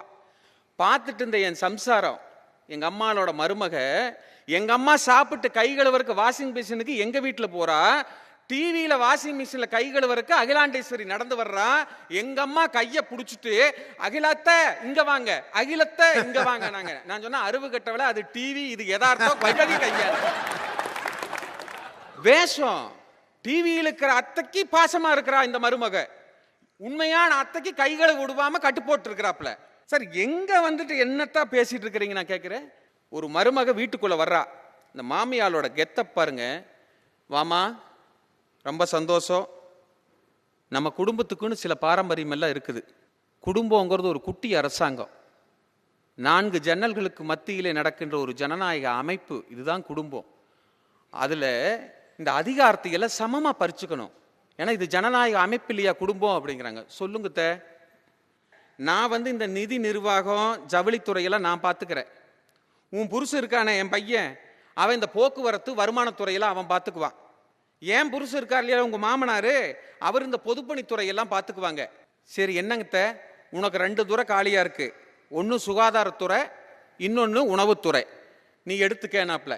மருமகாரி சொன்னா, எனக்கு எதுக்குத்தே இந்த பெரிய போஸ்ட் எல்லாம், எனக்கெல்லாம் வேண்டாங்கத்தான், அந்த 2 துறையுமே நீங்களே எடுத்துக்கங்க, நான் பேசாம எதிர்க்கட்சி தலைவியா இருந்துக்கிறேன்ட்டான். இங்க அதிகார பகிர்வு ஒரு மருமகள் உள்ளே வருகின்ற பொழுதே மாமியா கட்டளை இருக்கிறா. மருமக அரிசி லேசாவா? வீட்டுக்குள்ள வரும்போது பாருங்க, எல்லா வீட்லயும் நடக்கும். பட்டிமன்றத்துக்கு அப்பாற்பட்டு நீங்க பொங்கல் அன்னைக்கு பார்த்துட்டு இருக்கிறீங்க, எல்லா வீட்லயும் நடந்த கதை. கல்யாணமாய் வந்தோன்னா முதல் வார்த்தை மருமகாரி சொல்றத, அத்தை நான் உங்களை அம்மான்னு தான் கூப்பிடலான்ட்டு இருக்கிறேன். மாமியாரி சொல்லுவா, ஐயோ நீ என் பொண்ணு மாற, நீ என்ன அம்மானே கூப்பிடு, நானும் உன்னை மகள் மாறையே கூப்பிடுறேன். இது எத்தனை நாளைக்கு நடக்குங்கிறீங்க? 3 மாசத்துக்கு நடக்கும்.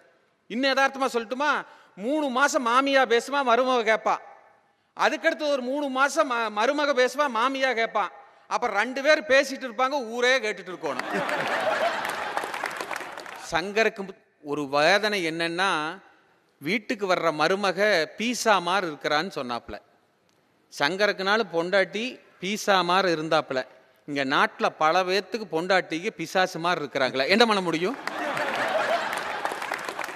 தாய் மாதிரி இருக்கிறது இல்ல, கல்யாணத்துக்கு அப்புறம் பேய் மாதிரி. தாயாக இருக்கும் வரை தாய் தான் அந்த பெண். ஆனால் அந்த தாய் மாமியாளாக மாறுகின்ற பொழுது மன்னிக்க வேண்டும், தாய் பேயாக மாறுகிறாள். சங்கர்பாணியிலே சொன்னால், பேய்க்கும் பிசாசுக்கும் எப்படி அன்பு வரும்? அது காதல் வராது, மோதல் தான் வரும். மோதல் வருகின்ற காரணம் அன்பை பங்கு போடுவதிலே இல்லை, அதிகாரத்திலே போட்டியாக இருப்பதால் தான் என்று சொல்லி, இன்னும் யதார்த்தமாக உங்கள் சிந்தனைக்கு விடுகிறேன், உங்கள் ஆய்வுக்கு விடுகிறேன். உங்கள் வீட்டில் உறவுகள் உங்களை சுற்றி யார் இருக்கிறார்கள் என்று சொன்னால், மாமியாரின் உறவுகளும் மனைவியின் உறவுகளும் தான் இருக்குமோ தவிர, அப்பாவின் உறவுகளோ அல்லது நம்மோடு பிறந்த உறவுகளோ சற்று விலகிதான் இருக்கிறது. இவர்களுடைய அதிகாரத்தினால் அவர்களுடைய உறவுகள் தான் தம் பக்கத்திலே இருக்கிறது. இதனால் அதிகார பங்கீடு பெண்கள் இருவருக்குமே இருந்து கொண்டுதான் இருக்கிறது. ஏமாளியாக நாம் எப்பொழுதுமே இருந்து கொண்டுதான் இருக்கிறோம். நாங்கள் ஏமாளியாக இருந்தாலும் பரவாயில்லை, தயவு செய்து நீங்கள் இருவரும் கோமாளிகளாக இருந்து நாட்டை கெடுத்து விடாதீர்கள், குடும்பத்தை விட்டு விடாதீர்கள் என்று பணிவோடு கேட்டுக்கொண்டு நிறைவு செய்கிறேன். நன்றி, வணக்கம். தனபாலு அதிகாரத்தை பங்கிடுவதுங்கிற அணியை முடிச்சிட்டாரு. அன்புங்கிறது அதை நிலைநாட்டுவதற்கு ஏற்படக்கூடிய போட்டி தான் அதிகாரம். அதுதான் அவர் சொன்னார். இன்னைக்கு பார்த்தீங்கன்னா ஒருத்தன் இப்படித்தான் ஆசையாக தன்னுடைய மனைவிக்கு முறுக்கு வாங்கி கொடுத்துட்டேன். மணப்பாறை பக்கம் கிராஸ் பண்ணியிருக்கேன், முறுக்கு வாங்கிட்டு வந்துட்டேன். அது கிறுக்கு கழுத ராத்திரி 12 மணிக்கா உட்காந்து முறுக்கு திம்பாங்க. கதவை சாத்திக்கிட்டு டொரட்டு பின்னி படல் எடுத்துக்கிட்டு இருக்கு. வெளியில் அவங்க அம்மா படுத்துருக்கு. என்ன இப்படி கிரைண்டர் ஓடிக்கிட்டு இருக்கு, என்னத்தை வாங்கி கொடுத்தானோ இப்படி தின்னுக்கிட்டு அனைவரும் முறுக்கு திங்கிறான்னு நினைக்கிறேன். இவனை இவ்வளோ கஷ்டப்பட்டு வளர்த்த எனக்கு என்னைக்காவது வாங்கிட்டு வந்திருக்கேன் ஏதாவது ஒன்று? ஒரு மாம்பழம் ஒன்று கிடையாது, ஒரு வாழைப்பழம் முறுக்கை கொண்டு போய் அவள்கிட்ட கொடுத்துருக்கான்ட்டு. அடுத்த நாள் இவன் காலையில் வர்றப்ப அவங்க அம்மா பிடிச்சிருச்சு. முறுக்கு நேற்று கொடுத்த சத்தம் பூரா வெடிய கேட்டுக்கிட்டு இருந்துச்சு. பார்த்தான், யோசித்தான், சத்தம் கேட்காம திங்கிற பொருள் ஒன்றை நம்ம கண்டுபிடிப்போம். முறுக்கு வாங்கி கொடுத்ததுனால தானே நம்ம அம்மாவுக்கு விவரம் தெரிஞ்சு. அப்போ ஆம்பளை கண்டுபிடிச்ச பொருள் தான் அல்வா. சத்தம் கேட்காம அவன் பாட்டுக்கு 10 ரூபாய்க்கு முறுக்கு வாங்கி கொடுத்தவனை 50 ரூபாய்க்கு அல்வா வாங்க வச்சிருச்சு இந்த கிழவி. அது மாதிரி ஒரு வாங்குற பொருளை கூட யார்கிட்ட கொடுக்கறதுங்கிறதுல அதிகார போட்டி வருது. தனபால் அன்பை பகிர்தல் தான் அப்படிங்கிற அணியை நிறைவு செய்ய உங்கள் மனம் கவர்ந்த கவிஞர் நந்தலாலா வருகிறார். வாங்க நந்தலாலா. நடுவர்களே, ஆம்பளை படுற பாடம் நிறைய பேசியாச்சு. உண்மையாக ஒரு வீட்டில் மனைவி தாய் 2 பேர் செத்து போயிட்டாங்க. போயிட்டு இருக்கு பாடி. பையன் ரொம்ப சோகமாக பின்னாடி போயிட்டு இருந்தான். என்ன மாதிரி ஒரு தம்பி கேட்டான், என்னங்க நடக்குதுங்க, 2 பேர் செத்து போயிட்டாங்க. இவன் சொன்னான், இது என் மனைவி, எங்கள் அம்மா 2 பேரும் நாய் கடி செத்து போயிட்டாங்கன்னா. இவன் என்ன செஞ்சான், போனவன் நாய் கடிச்சா செத்தாங்க. ஏங்க அந்த நாய் எங்கள் வீட்டுக்கு கொஞ்சம் அனுப்புங்க. அவன் சொன்னான், படா லூஸு, பின்னாடி ஒரு அத்தனை பேர் அந்த நாயை கிட்ட தானே வந்துக்கிட்டு இருக்கிறாங்க. இன்னொன்று நான் சொல்கிறேன், அதிகாரம்தான் உண்மை என்றால் மருமகள்ங்கிற வார்த்தை இருக்குமா, அதுக்குள்ள மருமகள் என்ற வார்த்தையே அன்பின் வெளிப்பாடுங்கிறத நீங்கள் 3 பேர் தெரிஞ்சுக்க மாட்டீங்களா?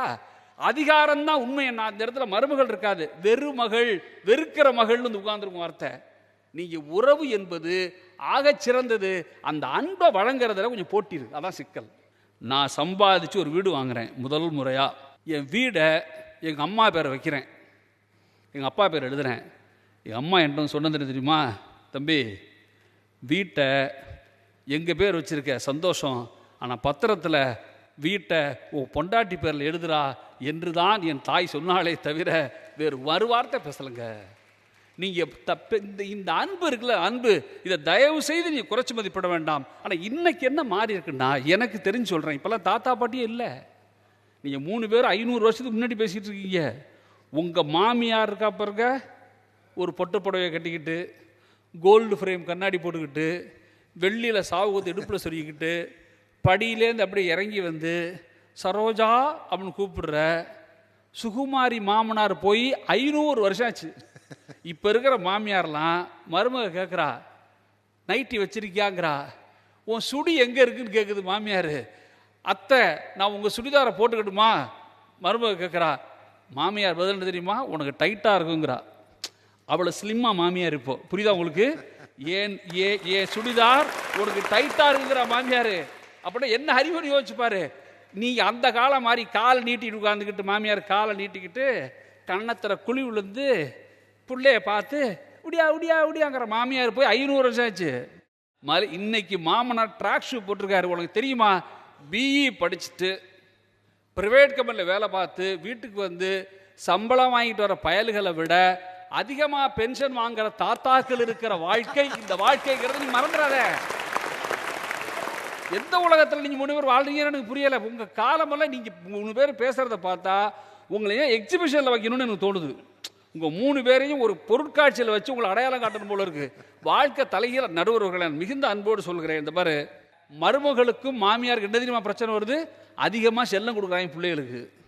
அதிகமாக செல்லம் கொடுத்தா மருமக சொல்கிறா, இப்படி செல்லம் கொடுத்து கெடுக்காதீங்க அப்படிங்கிறா. 4 பிள்ளை பெற்றவ இந்த அம்மா சொல்லுது, 4 பிள்ளை பெற்று கிழிச்ச இது பண்ணி பேசிட்டு இருக்காங்களா. அங்கே பய வரான், இவன் 2 நாளாக உடம்பு சரியில்லை, ஒரு மாத்திரை திங்கிறான் இவன். மாமியார் நான் திங்க வைக்கிறேன் பார்க்குறியா அப்படின்னு சொல்லி இந்த பயலை ஏமாத்துறதுக்கு நடுவர் அவர்களே நடந்த கதை. ஒரு குலோப்ஜாம் செஞ்சுருந்தேன் எங்கள் வீட்டில் இன்னைக்கு. அதுக்குள்ளே ஒரு பேராசிட்டமாலை வச்சு இந்த கிழவி தன் அனுபவத்தை காட்டுறா. தம்பி இந்தரா பழம் அப்படின்னா டக்குன்னு வாயில் போட்டான், மியா மியான்னு தின்னுட்டான். இந்த கிழவிக்கு பயங்கர சந்தோஷம். மாத்திரை திங்க மாட்டான்னு மருமக சொல்லியிருக்கா. திங்க வச்சு நினச்சிக்கிட்டு எப்படா இருந்துச்சு பழம் அப்படின்னா, நல்லா இருந்துச்சு பாட்டி, ஆனால் கொட்டையை துப்பிட்டேன் நான். அவன் இப்போ மருமக தான் கெட்டிக்காரி, நீ மட்டும் கெட்டிக்காரி இல்லை. அப்போ நான் என்ன கேட்குறேன், உலகம் மாறிவிட்டது நடுவர்களே. நான் உங்களது மிகுந்த அன்போடு சொல்லிக்கொள்கிறேன், நீங்கள் தான் எதிர்பார்த்து நீங்கள் தான் பதில் சொல்லணும். ஒரு தண்டவாள நடுவர் அவர்களே, எப்போ பார்த்தால் ட்ரெயின் அதில் தான் வரும். பக்கத்தில் லூப் லைன் ஒன்று இருக்குது, மாற்றுப்பாதை, அதில் ட்ரெயினே வராது. இந்த ட்ரெயின் வர்ற பாதையில் 10 குழந்தைங்க விளையாண்டுக்கிட்டு இருக்கு. இந்த ட்ரெயினே வராத லூப் லைனில் 2 பிள்ளை விளையாண்டுக்கிட்டு இருக்கு. அங்கே ஒரு லீவர் இருக்குது, அந்த லீவர் அடிச்சிங்கன்னா மெயின் லைனில் வர்ற வண்டி லூப் லைன் போக முடியும். 10 பிள்ளை மெயின் லைனில் வண்டி வர்றதில்ல, 2 பிள்ளை லூப் லைனில் வண்டி வராதில்ல. இப்போது ட்ரெயின் வேகமாக வருது, லீவர் எதுக்க உட்காந்து பார்த்துட்டு உங்கள் கையில். இப்போ நீங்கள் என்ன செய்வீங்க, லீவர் அடித்து 2 பிள்ளைங்க இருக்கிறதுல கைத்தட்டுங்க இனியனுக்கு. இனியன் சொல்கிறாரு 2 பிள்ளை இருக்கிற ட்ராக்கில் திருப்பி விட்றோம் லூப்பில் இல்லைன்னு. ஆனால் இனியன் இது நியாயமா? ட்ரெயின் வரும் என்று தெரிந்து விளையாடிய 10 பிள்ளைகள் தப்பித்து கொண்டன. ட்ரெயின் வராது என்ற நியாயமாக விளையாடிய பிள்ளைகள் சாகின்றன. இந்த நாட்டோட தலையெழுத்து என்ன தெரியுமா? சரியானதை குறைவானவர்கள் செய்தால் தண்டிக்கப்படுகிறார்கள், தவறானதை கும்பலாக செய்தால் தப்பித்துக் கொள்கிறார்கள் என்பதுதான் நாட்டினுடைய ஆகப்பெரிய தலையெழுத்து. நடுவர்கள் இது 3 பேர் தவறான கோஷ்டி, நாங்கள் 2-3 பேர் நல்ல கோஷ்டி. தயவு செய்து ட்ரெயினை அந்த பக்கம் விட்டுட்டு எங்களை கொண்டாதீங்க, நியாயமான தீர்ப்பை தாருங்கள். நான் விடைபெறுகிறேன். நன்றி, வணக்கம். ரொம்ப அருமையான விவாதம், ரொம்ப சந்தோஷமாக இருக்கேன் எல்லாத்துக்கும். இப்போ வீட்டில் உட்காந்து பார்க்குற மாமியார் மருமகள்லாம் இப்படியே யோசிக்கிறாங்க, என்னைய இந்த ஆளு என்ன தீர்ப்பு சொல்ல போகிறானோ, சொல்லிவிட்டு வீட்டில் போய் எண்ணி வாங்கி கட்ட போகிறானோன்ட்டு என்னை எல்லாரும் பரிதாபமாக பார்க்குறீங்க. நம்ம குடும்பத்தை பற்றி சிந்திக்கிறதுக்கு ஒரு அருமையான ஒரு தலைப்பு கொடுத்துருக்காங்க. உண்மையிலே அதிகாரத்தை பற்றி ரொம்ப அழகாக பேசுனாங்க. மனைவிக்கும் கணவனுக்கும் அக்ரிமெண்ட் இருக்குது, திருமண ஒப்பந்தம். ஒவ்வொரு மதத்துக்கும் ஒரு அக்ரிமெண்ட் இருக்குது. அதில் இந்து திருமணத்தில் பார்த்தீங்கன்னா அவங்க ஒரு அக்ரிமெண்ட் போட்டு அதுக்கு திருமண ஒப்பந்தம் போட்டு கையெழுத்து போட்டு சாட்சி கையெழுத்து போட்டு ரெஜிஸ்டர் ஆஃபீஸில் ரெஜிஸ்டர் பண்ணணும். எங்கேயாவது தாய்க்கு மகனுக்கு இப்படி ஒரு அக்ரிமெண்ட் இருக்கா?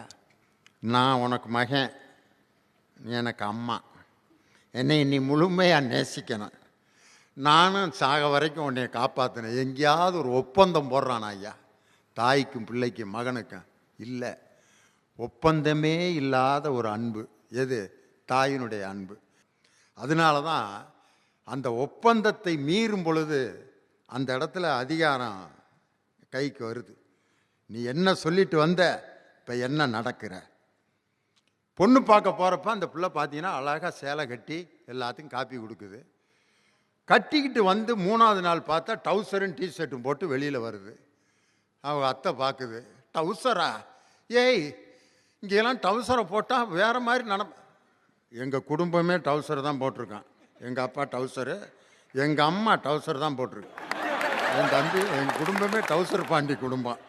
நாங்கள் எல்லாம் டவுசர் போட்டு எங்கள் வெளியூருக்கே போயிட்டு வருவோம். நீங்கள் என்ன டவுசரை போட்டு வீட்டுக்குள்ளே இருக்க விட மாட்டேங்கிறீங்க? ஐயோ டவுசரா? வந்து யாராவது பார்த்து மருமக டவுசர் போட்டிருக்காங்கன்னா எங்கள் குடும்பத்தையே மதிக்க மாட்டாங்கன்னா அந்த அம்மா கத்துது ஒரு டவுசருக்கு. என்ன? அங்கே இருக்கிற பழக்க வழக்கத்தை இங்கே மீறும் பொழுது எப்படி நீ மீறலாம்ட்டு அங்கே தான் அந்த அதிகாரம் வந்து நிற்கிது. இன்னைக்கு பார்த்தீங்கன்னா இந்த மாதிரி எத்தனை பழக்க வழக்கங்கள். மனைவி இந்த கணவனுடைய வீடு பார்த்தீங்கன்னா பக்தி நிறைந்த குடும்பமாக இருக்கும். அந்த அம்மா காலையில் வெறும் பக்தி பாட்டாக கேட்குற அம்மாவாக இருக்கும். காலையில் எந்திரிச்சோன்னே ராமன் எத்தனை ராமன் இந்த பாட்டாக 6 மணிலேருந்து ஓடுது. எங்கே? அந்த பிள்ளை கட்டிட்டு வந்த பிள்ளை புதுப்பாட்டு ரசிக போட்டு விடுது ஒரு பாட்டை. மறுவார்த்தை பேசாதே மடி மீதி நீ தூங்கிடு, இமை போல நான் தாங்க கனவாய் நீ மாறிடு, டங் டங் டங் டங் டங் டங். அந்த அம்மா ராமன் எத்தனை ராமன் டங் டங் டங் மகன்கிட்ட போகுது. டேய் ராசா, ஒன்று நான் இருக்கணும் இல்லாட்டி அவள் இருக்கணும்டா. ஏன்டா ஒரு பக்தி பாட்டை காலைல 6 மணிக்கான அந்த பாட்டை போடுறது? அவன் என்னையா முடிவெடுப்பேன்? அவன் இப்படியே முழிக்கிறான். ராமனா தனுசு பாட்டா என்னங்கடா இது அப்படின்ட்டு கீழே போய் பீஸை பிடுங்கி விட்டேன். போ அப்பா, இன்னைக்கு பூரா சட்டம்னா யாரும் பாட்டு போட முடியாது, நிம்மதி. இன்னைக்கு ஒரு நாளைக்கு விட்டுருவேன், திருப்பி நாளைக்கு ஆரம்பிக்கும்ல. தாயினுடைய அன்புக்கும் மனைவியினுடைய அன்புக்கும் வேற ஒரு பெரிய வித்தியாசம் கிடையாது. தாயினுடைய அன்பு இட்லி மாதிரி. இட்லி ஒரே நேரத்தில் 50 பேர்த்துக்கு வேணாலும் சுட்டு போடலாம். இவ்வளோ பெரிய கோப்புரம் இருக்கும் சில வீட்டிலலாம். ஒரு தட்டில் 20 இட்லி, 3 ஈடு வச்சா போதும். எத்தனை குடும்பம் வந்தாலும் டிஃபன் பரிமாறிடலாம். ஆனால் மனைவியினுடைய அன்பு தோசை மாதிரி, ஒன்றொன்னா தான் சுடணும். கொஞ்சம் அடுப்பு கூட போச்சுன்னா கருகி போயிடும். உண்மையிலேயே ஒரு அன்பினுடைய அந்த போட்டியில் ஆரம்பிப்புகிறது தான் அதிகாரத்தில் போய் முடியுது. உதாரணத்துக்கு வீட்டில் சண்டை பயங்கரமாக வரும். எப்போ சண்டை வரும்னு நினைக்கிறீங்க? பெரும்பாலும் இந்த சாப்பிட்ற நேரத்தில் தான். சாப்பாட்டை போட்டு அந்த அம்மா பாட்டுக்கு எந்திரிச்சு போயிடுச்சுன்னா வெம்பாட்டுக்கு சாப்பிட்டு எந்திரிச்சு போயிடுவேன். சாப்பிட்டு இப்படி முன்னால் உட்காந்துருந்துச்சுனாலே ஏதோ ஒரு பெரிய பிரச்சனையை கொண்டு வர போகுதுன்னு அர்த்தம். சாப்பிட்றப்ப ஏங்க இந்தங்க, நான் அப்போவே சொன்னேன்ல வீட்டுக்கு இந்த டிவி வாங்கலாம் அப்படி. இப்போ என்ன அது ரொம்ப முக்கியமாக? அப்போ தான் வாயை எடுத்து வைக்க போகிறேன், பிரச்சனை தொடங்கிருச்சு. இப்போ தான் பேசுகிறதா? வெளியே போடி. என்ன வெளியே போன்ட்டீங்க? நான் போகிறேன் எங்கள் அம்மா வீட்டுக்கு நான் போகிறேன், இப்போயே போகிறேன். உன் கூட வாழ்கிறதுக்கு பேசாமல் இருந்துடலான்ட்டு பொட்டியில் சேலை கீழே அம்புட்டை எடுத்துகிட்டு வெளியில் கிளம்பிருச்சு. கிளம்பி போய் கொஞ்சம் தூரத்தில் போய் பார்த்தா அவங்க அம்மா பெட்டியை தூக்கிட்டு இங்கிட்டு வருது. ஏம்மா அவர் துரத்தி விட்டாரு. அப்படியா? எல்லா இடத்துலையும் துரத்துறதுலே தான் இருக்காங்க ஆம்பளைய பூரா அப்படின்ட்டு போயிட்டு திருப்பி வந்துருச்சு. வந்து தான் அவ்வளோ வசனம் பேசிட்டு வந்துட்டோமே, உள்ளே போக முடியாதுன்னு வெளியே மரத்தடியில் உட்காந்துருக்கு. இவன் துரத்தி விட்டவன் மகனை, ஒரு 5 வயசு அவனை பார்க்குறான். எங்கடா உங்கள் அம்மா? துரத்தி விட்டுவிட்டு என்னை கேட்டா, போய் உங்கள் அம்மா எங்கே இருக்குன்னு பாடுறா. மகன் வந்து வெளியே பார்க்குறான், அவங்க அம்மா மரத்தடியில் உட்காந்துருக்கு. இவன் அவங்க அப்பாட்ட வந்து சொல்கிறேன், எப்பா அம்மா ஒன்று இங்கே தான் இருக்காளா? என்னம்மா போனா போச்சு, என்னன்னு தெரியல, இங்கே தான். அப்படியா? அவள் என்னை விட்டுட்டு எங்கடா போவா? அடித்தாலும் பிடிச்சாலும் இங்கே தான்டா இருப்பா அப்படின்ட்டு மகன்கிட்ட தூது விட்றான்.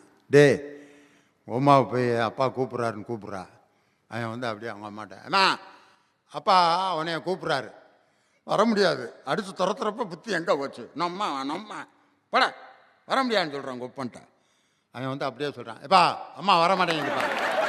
அப்போ ஒரு ஐடியா கொடுக்குறான். டே உங்கள் அம்மாவுக்கு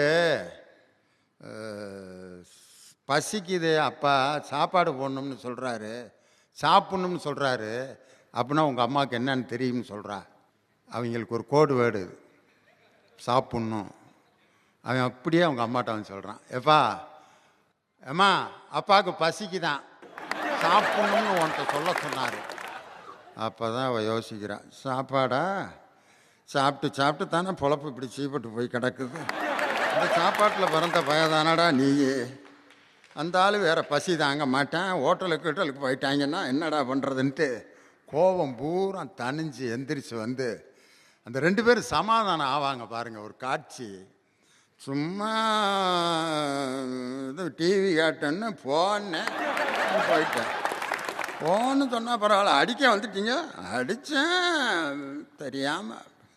அப்புறம் நான் போனேன், அங்கே எங்கள் அம்மாவை துரத்தி விட்டாங்க. நான் சரி அந்த மகன் இப்படியே பார்க்குறேன், இவ்வளோதானே உங்கள் சண்டை அப்படின்ட்டு அவன்கிட்ட பாக்கெட்லேருந்து ஒரு 10 ரூபாயை கொடுத்துட்டே போ, நல்லா ஏதாவது வாங்கி சாப்பிட்டு ஒரு 3-4 மணி நேரம் கழிச்சு வா அப்படின்னு அவனை அனுப்பிவிட்டு, அவங்க 2 பேரும் என்னப்பா அப்படின்ட்டு அப்படி பக்கத்தில் உட்காந்து பேசுவாங்க பாரு. இந்த ஊடலும் கூடலும் தாய்க்கு மகனுக்கு இது வரைக்கும் நடந்ததே கிடையாது. தாய் எப்பயுமே பாசமாக இருந்து கொண்டே இருப்பால், அது ஒரு நிலை. ஆனால் ஊடலும் கூடலும் யாரிடம் வருகிறது என்றால் மனைவிகிட்டேருந்து தான் வருது. அது எதனால் வருகிறது அப்படின்னு சொன்னால், ஒரு அன்பு தன்னிடமிருந்து பறிபோகிறது என்பதை எந்த பெண்ணும் ஏற்றுக்கொள்ள மாட்டாள். அதில் எந்த அன்பு ரொம்ப முக்கியமானதுன்னா, தாய் தன் மகன் விரும்பினாலும் விரும்பாவிட்டால், நேசித்தாலும் நேசிக்காவிட்டாலும், தன்னை வெறுத்தால் கூட ஒரு தாய் அன்பு செய்வாள்.